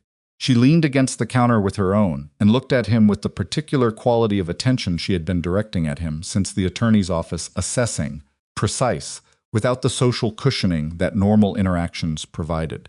"Tell me about Marsh," she said, "not the organization." "Him. Why?" "Because I'm going to be in a room with federal agents in 48 hours talking about people I've never met, and I want to understand who I'm talking about rather than just what." He thought about what Sabrina had told him. He thought about what Caruso had added in the 3-minute call from Queens. He assembled it. "He's patient," Dante said. "More patient than anyone I've dealt with. He builds inside structures, he doesn't move against them from the outside. He builds inside them and waits until the structure is doing the work he needs it to do. The 3 years he spent building inside my organization, he wasn't in a rush. He had other operations running simultaneously. My organization was one thread. He's doing this to multiple organizations. That's my assessment." She was quiet for a moment. The 2 accounts. The direct connection to his operation. Yes. If those 2 accounts are what I think they are, if the transactions are as direct as Ricci suggested, then those accounts aren't just evidence against you. They're evidence of Marsh's primary funding structure, which means when your documentation and my account disclosure go into the same federal investigations, he loses everything, Dante said. And he knows that. Yes. She set down her coffee cup. Then he's not going to wait for Monday. He's not going to wait for the rescheduled meeting, either. He's going to move as soon as he understands that both pieces exist and are heading toward the same destination. Dante looked at her. Yes. How long before he understands that? He'll know that I left the estate tonight. She'll have communicated something, whether deliberately or because his people are watching the estate. He'll know I came to Philadelphia. He'll know I found you. He looked at the kitchen window, the darkness outside. He probably already knows we're not in Philadelphia. The silence in the kitchen was the specific silence of 2 people doing the same calculations simultaneously. "The address," Elena said. "This place, 2 people know it. One is Bauer, who I'd trust with." He stopped. He thought about the quality of his trust assessments over the past 3 years. Bauer has no exposure to Marsh's network, no connection. He's completely outside the compromise structure. And the second person. He was quiet for a moment. "Caruso," Elena said. He looked at her. "You called Caruso tonight. He gave you Marsh's Staten Island address. And then you called him back, or he called you, and at some point in that conversation, this address was mentioned." She said it without accusation. Factually. "Did you tell him where we were going?" Dante set down his own cup. He went back through the conversation from the hotel. "In Queens, the address. Stay in the room. Don't open the door." He had not said this address. He had not mentioned New Jersey. He had told Caruso to wait. But Caruso had been inside his operational structure for 11 years. He had access to files, records, contacts. He had known about the safe house arrangement, not the specific property, but the category of arrangement. If he had access to the estate's legacy documentations. "I didn't tell him," Dante said, "but he may be able to find it." Elena picked up the burner phone he had given her in the car. "Call Harlan. Tell him Caruso needs to be taken into protective custody right now. Not interviewed, not requested taken. Tonight, Caruso in custody doesn't. It prevents him from communicating. If Marsh's people are working from Caruso's information, they need Caruso to confirm and refine. If Caruso goes dark, they're working from incomplete data." She met his eyes. 48 hours. We need 48 hours. Make it harder for them to find us in that window. He looked at her for a moment. Then he picked up the phone. Harlan's people reached Caruso's hotel in Queens at 4:40 in the morning. Caruso was not there. Harlan called Dante at 4:52 with this information, and Dante sat on the edge of a dust-covered couch in the front room of the safe house and absorbed it with the stillness that Elena, watching from the kitchen doorway, recognized as the specific stillness of a man recalibrating for a worse scenario. "He ran," Dante said. "His bag was there. His car is still in the parking structure. He left on foot." Harlan's voice was controlled. "I need you to understand what this means operationally. It means he's already made contact. He ran because he knew we were coming, which means someone told him. Yes, which means the administrative leak in your office is bidirectional. Marsh's source isn't just feeding him scheduling information. They're feeding him our response." The pause on Harlan's end lasted 4 seconds. "I'm implementing a communications blackout on this investigation, effective immediately. The only people with operational awareness are myself, 2 agents I am personally certain of, and Mrs.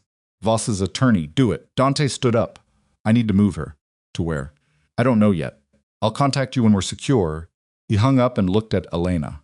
She had already gone to the room she'd been assigned, and he could hear the sounds of her putting things back into her bag. He did not have to tell her. She had been listening. He went to the window at the front of the house and looked at the tree line and the county road beyond it, visible as a gray strip in the pre-dawn dark. Nothing moved. He scanned the edges of the property, the gaps between the trees, the places where the darkness compressed. Nothing. But nothing had been the answer at the estate too, right up until the car had moved past the gate at a speed that was slightly too deliberate. His phone vibrated again. Torres, one of the vehicles from earlier, is back, parked 3 blocks from Fitch's building, occupied. Then 40 seconds later, a second text, second vehicle, different block. They're setting a perimeter, around an empty building, around a location Elena had left 3 hours ago. He thought about why you would set a perimeter around a location you believed was empty. You wouldn't, unless you believed it might not stay empty, unless you were waiting for someone to return to it. He thought about the route from the safe house back to Philadelphia, the logic of it. If Marsh's people had Caruso's knowledge of the safe house, which was incomplete knowledge, enough to narrow the geography, but not to pinpoint, they might be operating on the assumption that Elena would return to Fitch for the rescheduled meeting preparation. Setting a perimeter around Fitch's building meant they were planning to intercept, not to pursue, which meant they were not yet moving toward the safe house. He went to the room where Elena was and stood in the doorway. "Don't go back to Fitch's building," he said. "Whatever Harlan arranges for the meeting preparation, it happens somewhere else." She looked up from the bag. "They're watching it." "Yes." She nodded once. She zipped the bag. She looked at him with that quality he was coming to understand was not detachment but controlled depth, the expression of a person who has so much happening internally that they have learned to keep the surface very still in order to think clearly. "My sister," she said. "Mara. Does Marsh know about her?" "I don't." He stopped. Thought about the scope of what Caruso had had access to. "Possibly." She pulled out the burner phone. "I need to warn her. Keep it short. Don't say where you are," she dialed. He went back to the front room to give her the privacy of it and stood at the window and watched the tree line and felt the specific physical sensation of a situation, compressing the window, narrowing, the options reducing, the weight of it settling into his chest and shoulders, like something structural. He heard her voice through the wall, low and quick, and then silence as Mara responded.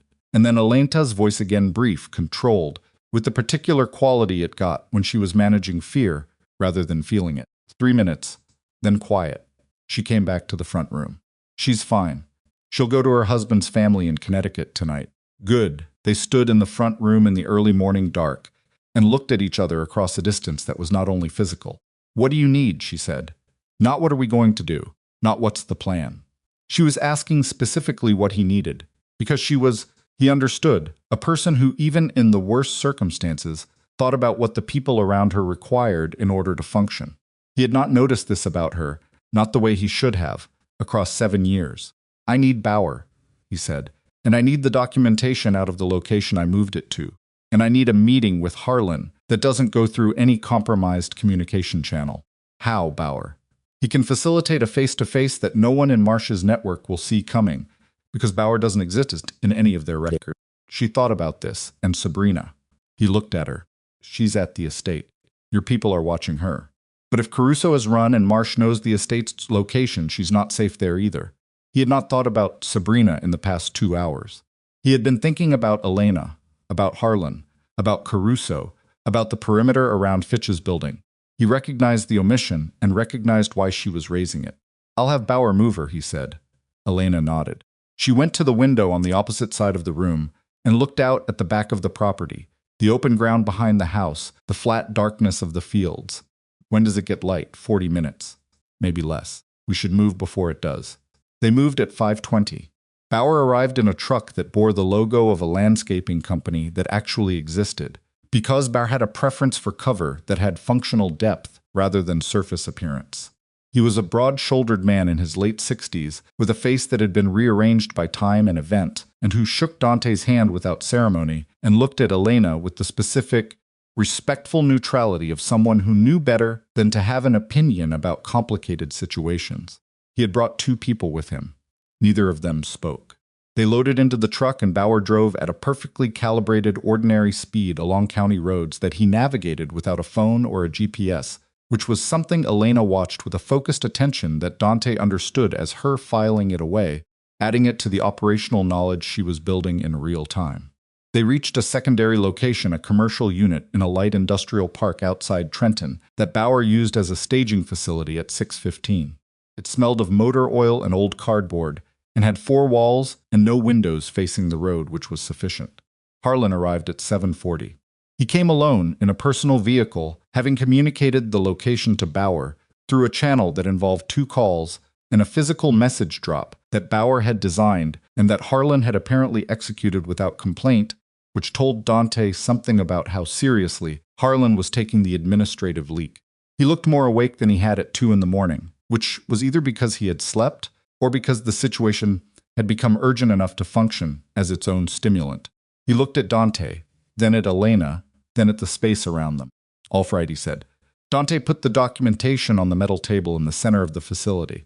Physical copies, removed from their original location 3 days ago, held by Bauer since that morning. 7 accounts, full transaction histories, the routing structure in its entirety, including the 2 accounts with direct Marsh attribution. Harlan looked at it for a long time. He put on latex gloves. He went through it page by page with the methodical attention of a man who had spent his career reading financial documents and understood what he was looking at. After 20 minutes, he looked up. "This is enough," he said. "For Marsh," Dante said. "For Marsh, for the full structure. For everyone in it." He looked at both of them. "I need to get this to my team, the 2 agents I mentioned. We build the evidentiary package today. We present it Monday, but not in Philadelphia, and not through the compromised channel. I have a contact in the Southern District who can receive this directly, no administrative routing, no scheduling system, hand-delivered." "And the leak in your office," Elena said. "We identified them an hour ago." His voice was flat. "They've been isolated from the investigation. They don't know they've been identified. Marsh's network still believes they have a functional source." Elena looked at him. "Can you use that?" Harlan's expression shifted slightly. "That's what I'm proposing, yes. We feed information through the compromised channel. False information about meeting location and timing. Marsh's people position for a meeting that doesn't happen the way they expect it to. And while they're positioned for the wrong meeting, the real package hits the Southern District." He looked at Dante. "That's the plan. It requires a 48-hour hold on any communication that might indicate we've shifted strategy." Dante looked at the documentation on the table. "What happens to me," he said, "in this plan?" Harlan met his eyes without looking away. "Your cooperation tonight, the documentation, the operational intelligence carries significant weight. What it doesn't do is eliminate your exposure. You've run a criminal organization for 15 years. That's documented and acknowledged and not going away. I know. What it does do is create a pathway for negotiation. A real one. Your attorney? I don't have an attorney. You need one today." Harlan looked at him steadily. "The people who go into federal proceedings with representation and documented cooperation get different outcomes than the people who don't. I'm not promising you anything. I'm telling you what I know." Dante nodded. He looked at the documentation on the table, 15 years condensed into paper, the machinery of everything he'd built laid out under fluorescent light in a building that smelled of motor oil and old cardboard. "I'll make a call," he said. The call that mattered came at 9:47. It came from Torres, whose people had maintained their position outside Fitch's building, despite the situation having shifted away from that location hours ago. Torres called because one of the vehicles she'd been watching had made a decision. "They're not waiting anymore," she said. 4 people. They went into the building. Dante was on his feet. "Fitch, we moved Fitch last night, per your instruction. The building is empty. But they don't know it's empty, which means they're going to realize it in about 3 minutes," he said. "When they do, they'll know we fed them something, and they'll move, to wherever Marsh tells them to move." He hung up. He looked at Harlan. "They just breached Fitch's building. They're going to know in minutes that the location is cold." Harlan was already on his phone. "I'm accelerating the false information feed now. They need something to move toward that isn't here. What are you feeding them?" "A meeting location. A time. A building in Midtown we have full control over." He was typing as he spoke. "If Marsh's people move toward it, we have eyes on them. We identify, we contain, and Marsh loses his operational arm in the city. And Marsh himself. Marsh is going to know something is wrong the moment his people walk into a building full of federal agents.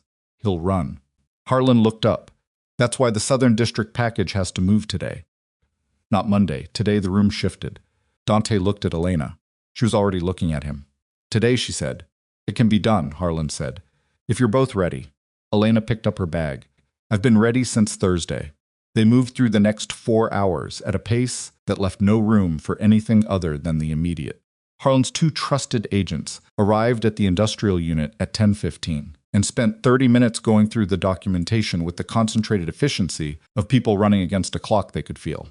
Elena sat at the metal table and answered questions directly and completely, with Fitch present via encrypted call, and gave them the account details, the transaction history, the conversation in the hallway, the name Volkov, all of it, in the careful, structured delivery of someone who had been preparing this testimony for days, even when she hadn't known it.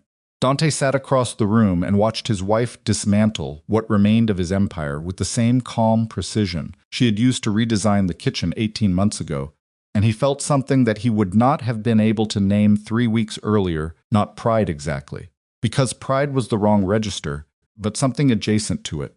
Something that involved the recognition of a quality he had failed to properly see. At 11:30, Torres called again. They moved, she said. All 4 vehicles. Heading toward Midtown, they took the bait. Harlan exhaled once, controlled. We have them on visual. My people are in position. He looked at Dante. Marsh will know inside of an hour. He'll run, Dante said. Maybe. Harlan's phone buzzed. He looked at it. His face changed. Or maybe not. He held up the phone. A text from a number Dante didn't recognize, but the content was clear enough.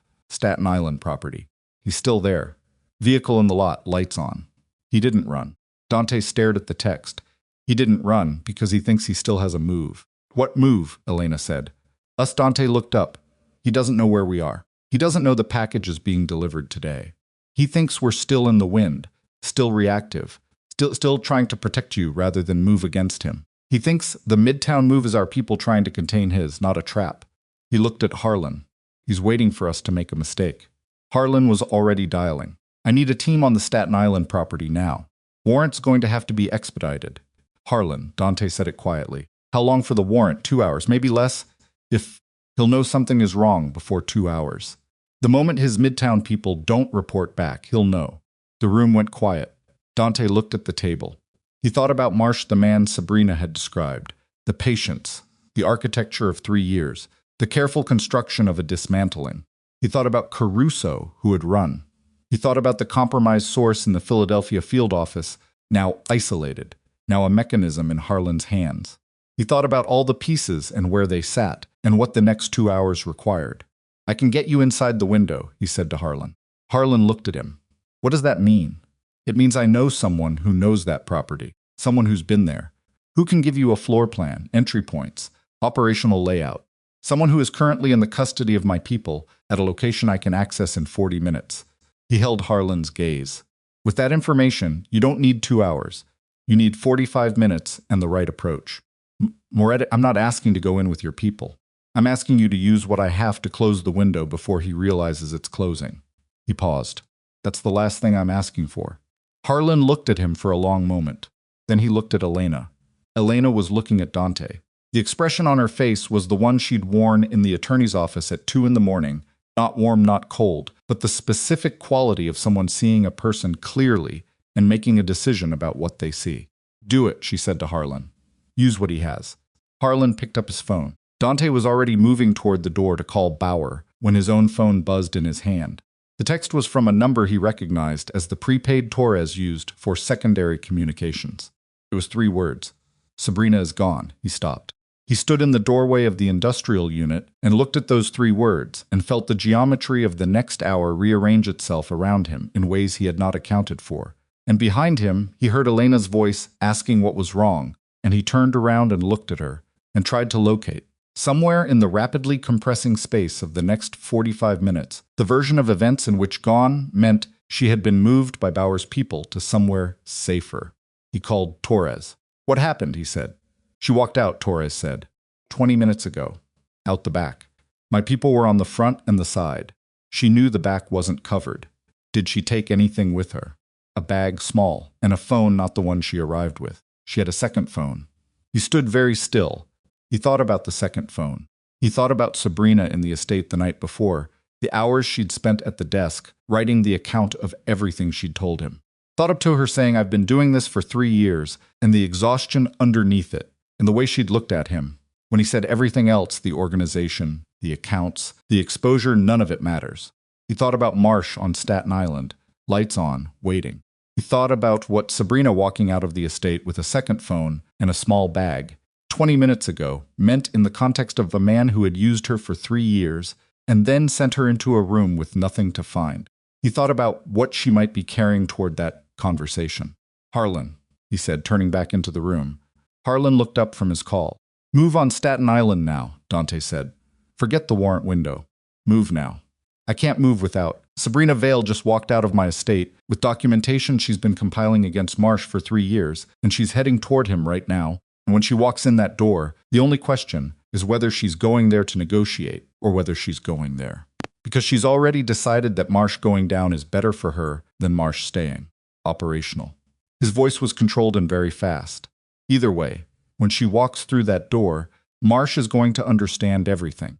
The trap in Midtown, the package delivery, Elena, all of it. And when he understands everything, he is going to stop waiting." The room was absolutely still. Harlan stared at him for 2 seconds.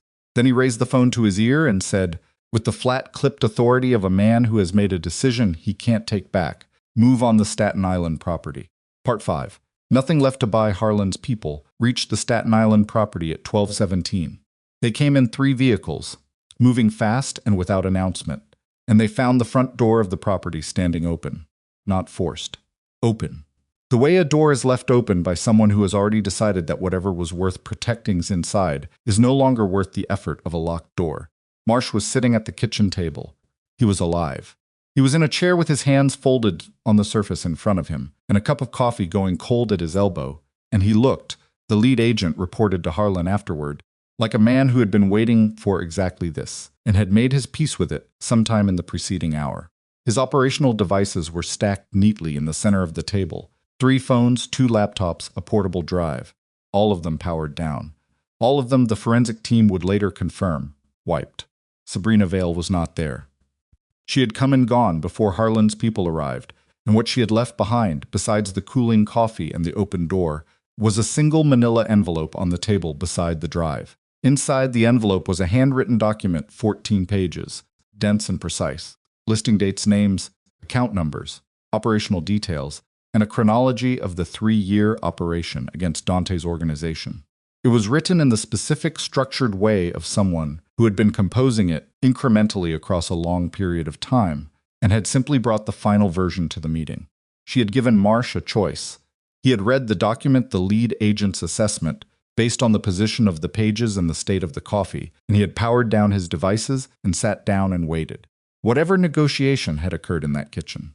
Before Harlan's people arrived, it had ended with Marsh making a calculation that surrender was cheaper than the alternative. This was the only calculation Sabrina had left him with, and she had executed it with the precision that had defined her across 3 years of playing a longer game than anyone around her had understood she was playing. Harlan called Dante at 12:31. "We have him," he said. "Devices are wiped, but the physical documentation your associate left is." A pause. "It's comprehensive. Combined with your routing structure and Mrs.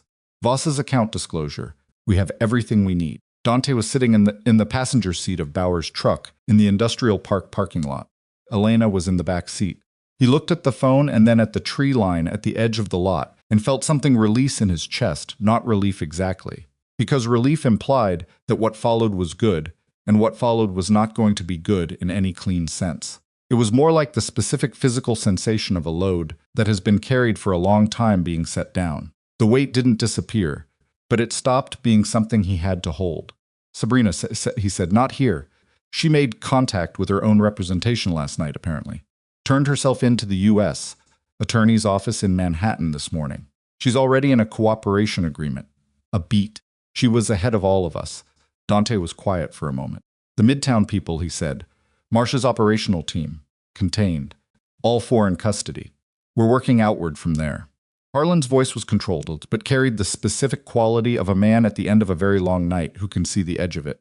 "Moretti, you need to be at the Southern District office this afternoon. With your attorney. I know.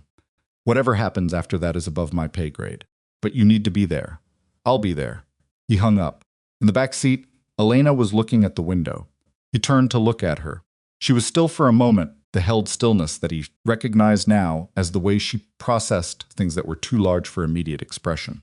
Then she exhaled a long, controlled breath, and something in her shoulders changed. She did not look at him. "Marsh," she said, "in custody." She nodded once. She kept looking at the window. "Sabrina turned herself in," he said, "this morning. She made her own deal," a pause. "Of course she did." He looked at his hands in his lap. "Elena, don't," she said it quietly, without heat. "Not right now. There's too much right now." He closed his mouth. He looked at the tree line. Bauer sat in the driver's seat with the particular quality of a man who had learned, over a long career of being adjacent to difficult things, how to exist in a space without occupying it. They sat in the truck in the parking lot of an industrial complex outside Trenton in the late morning light, and the world outside continued its ordinary movements, and none of them said anything for a while. The Southern District meeting lasted 4 hours. Dante sat across from 2 assistant U.S.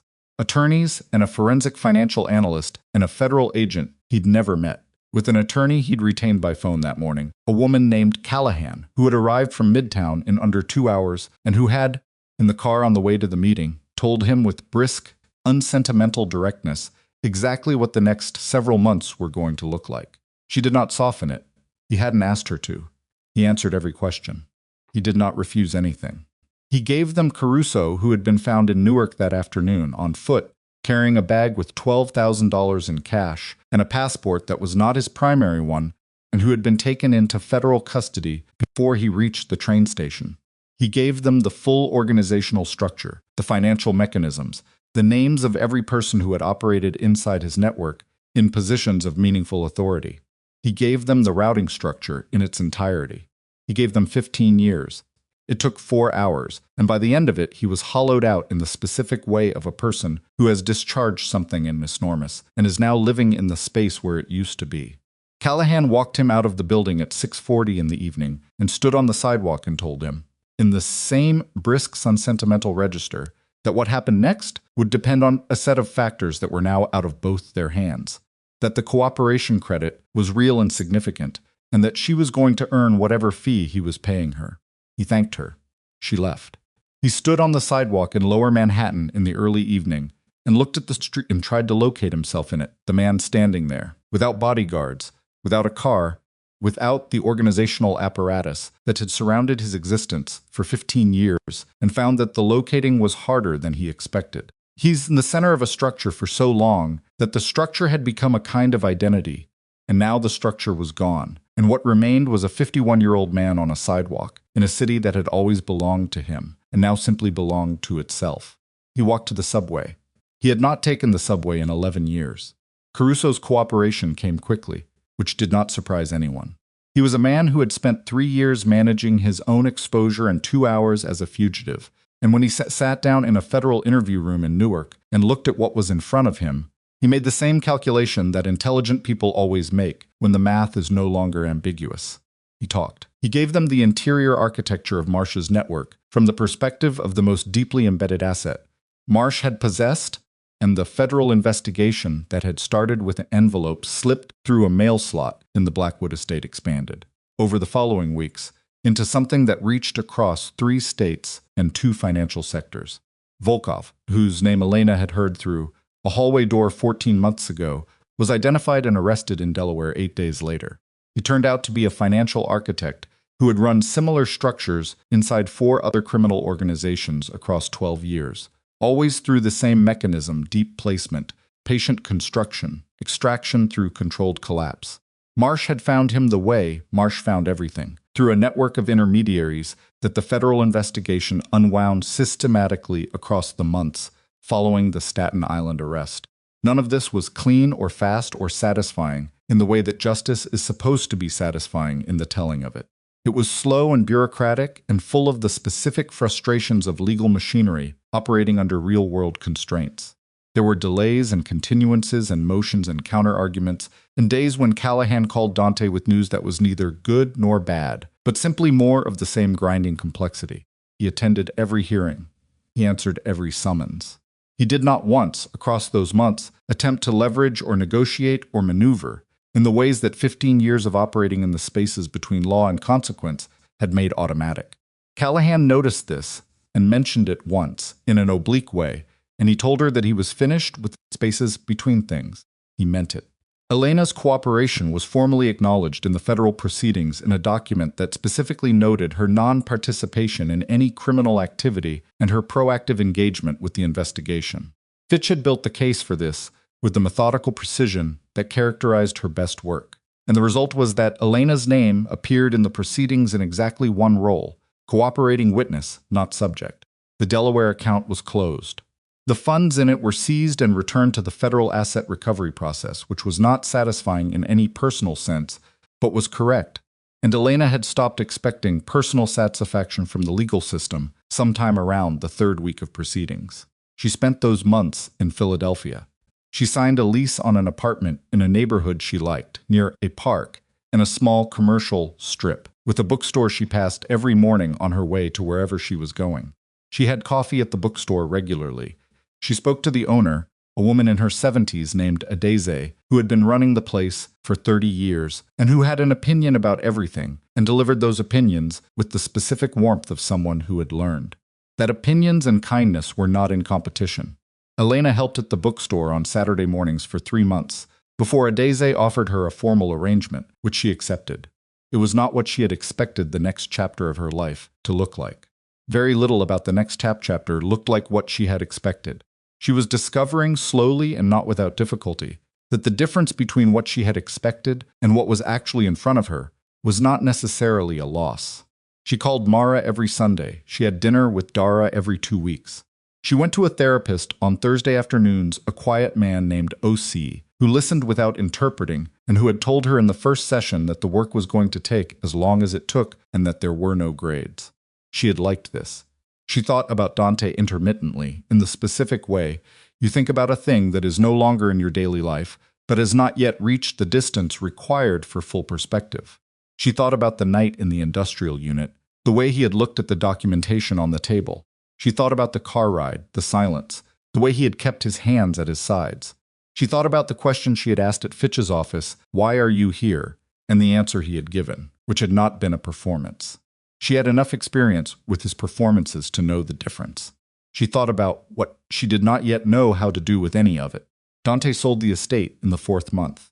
He did it through Callahan, cleanly, through legitimate channels, and the proceeds went into a trust that Callahan administered that had been negotiated as part of the cooperation framework.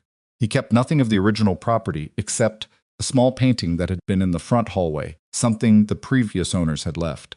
A landscape, unremarkable, that he had passed 10,000 times without looking at, and that he now found he couldn't leave behind without understanding why. He moved into an apartment in Brooklyn, 2 bedrooms, a kitchen that looked out at a narrow street, neighbors he could hear through the walls. He had not had neighbors he could hear through the walls since his 20s. He found to his own surprise that he did not mind it. The sounds of other people's ordinary lives, footsteps overhead, music through the floor, the distant specific argument of a couple who resolved it the same evening were not intrusions. They were evidence of a world that moved according to its own rhythms, regardless of whether he was managing it.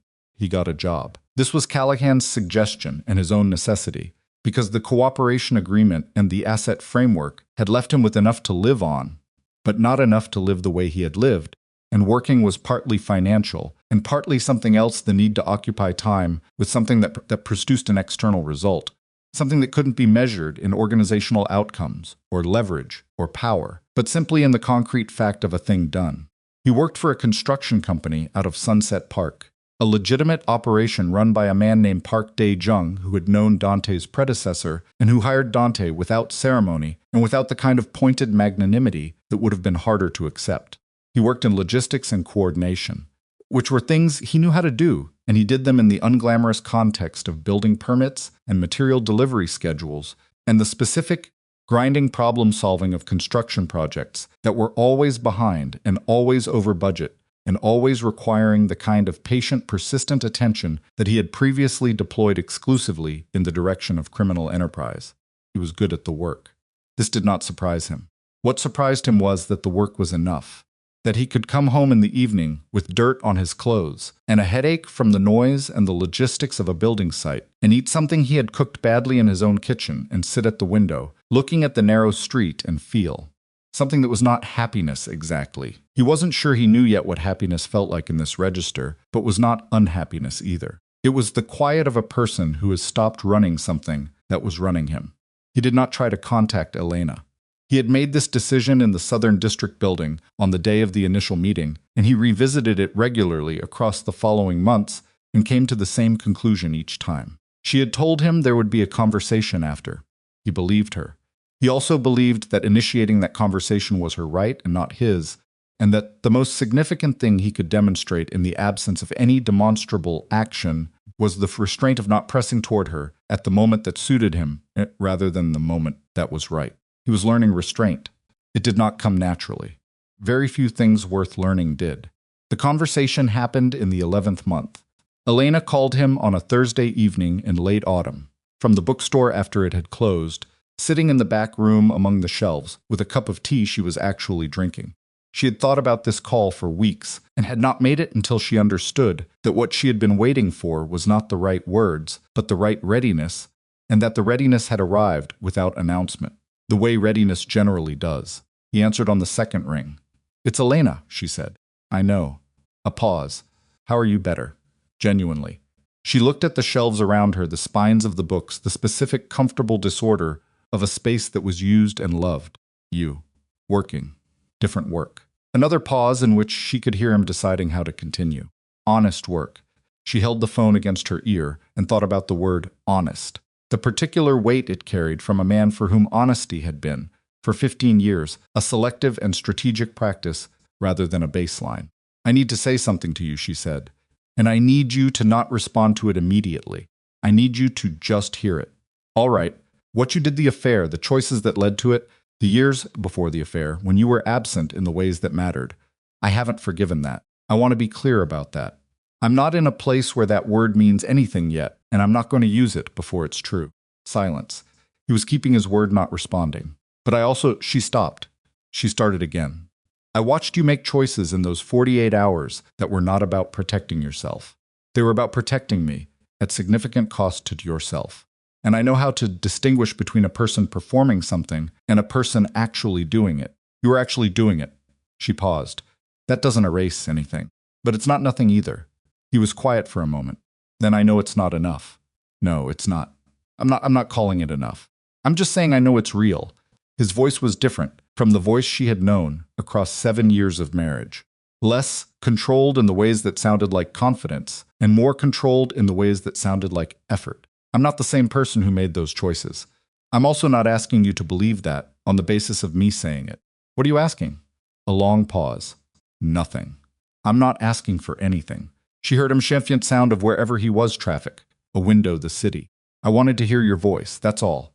She sat with this for a moment. The bookstore was quiet around her.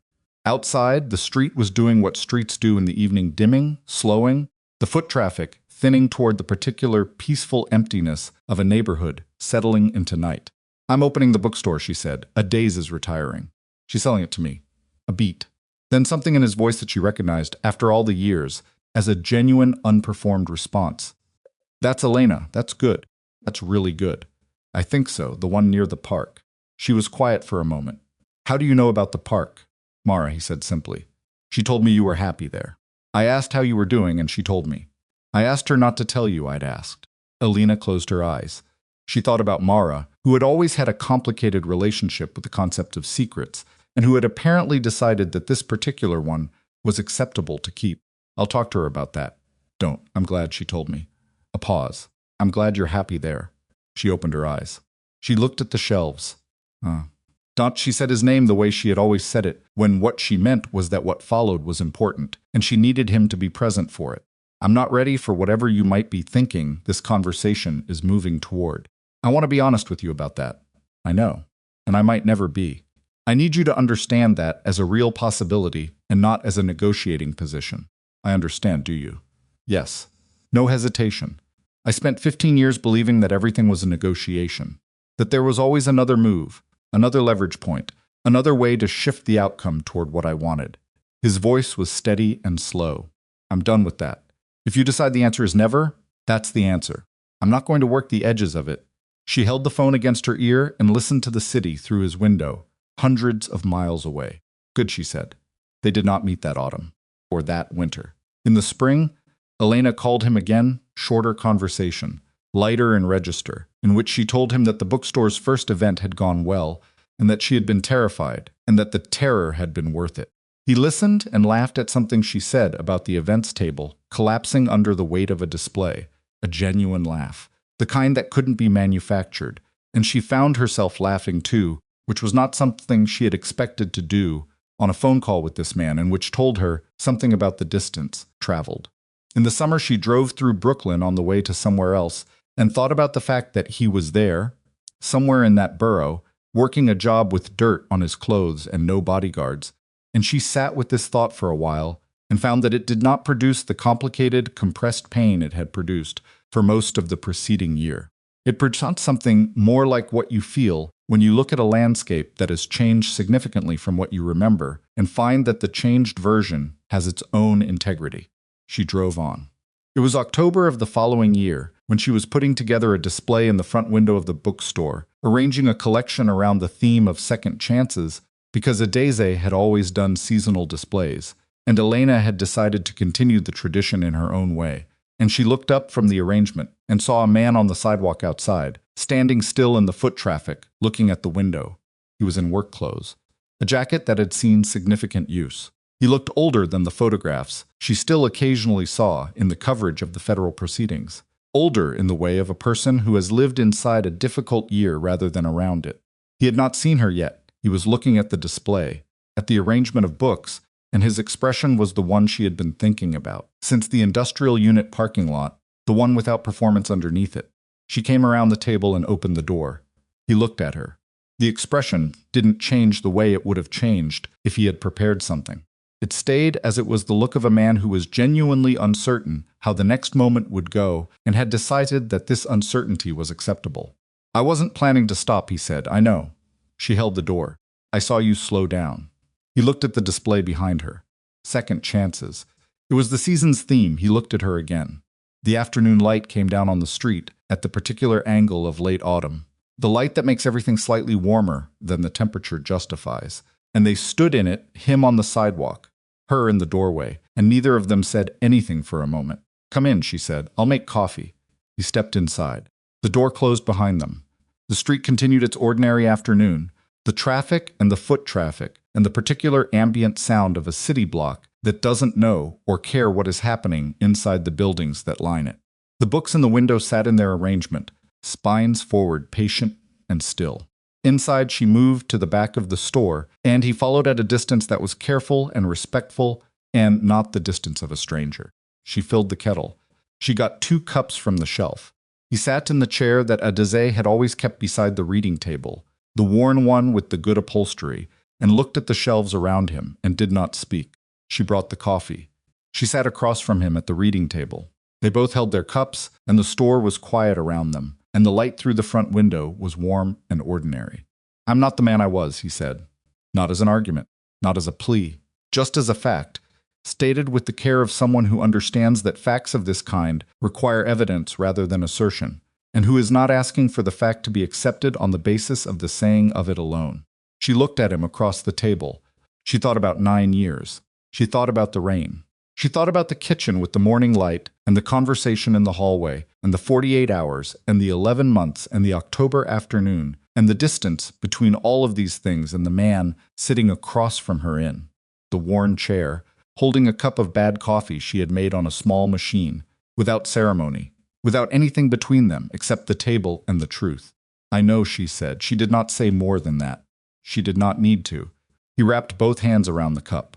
The heat of it moved through his palms and into his fingers, and he sat in the quiet of the bookstore and let the silence be what it was, not empty, not full of things unsaid, but simply present, the specific quality of a silence between 2 people who have been through enough together to know that some things don't require words to be real.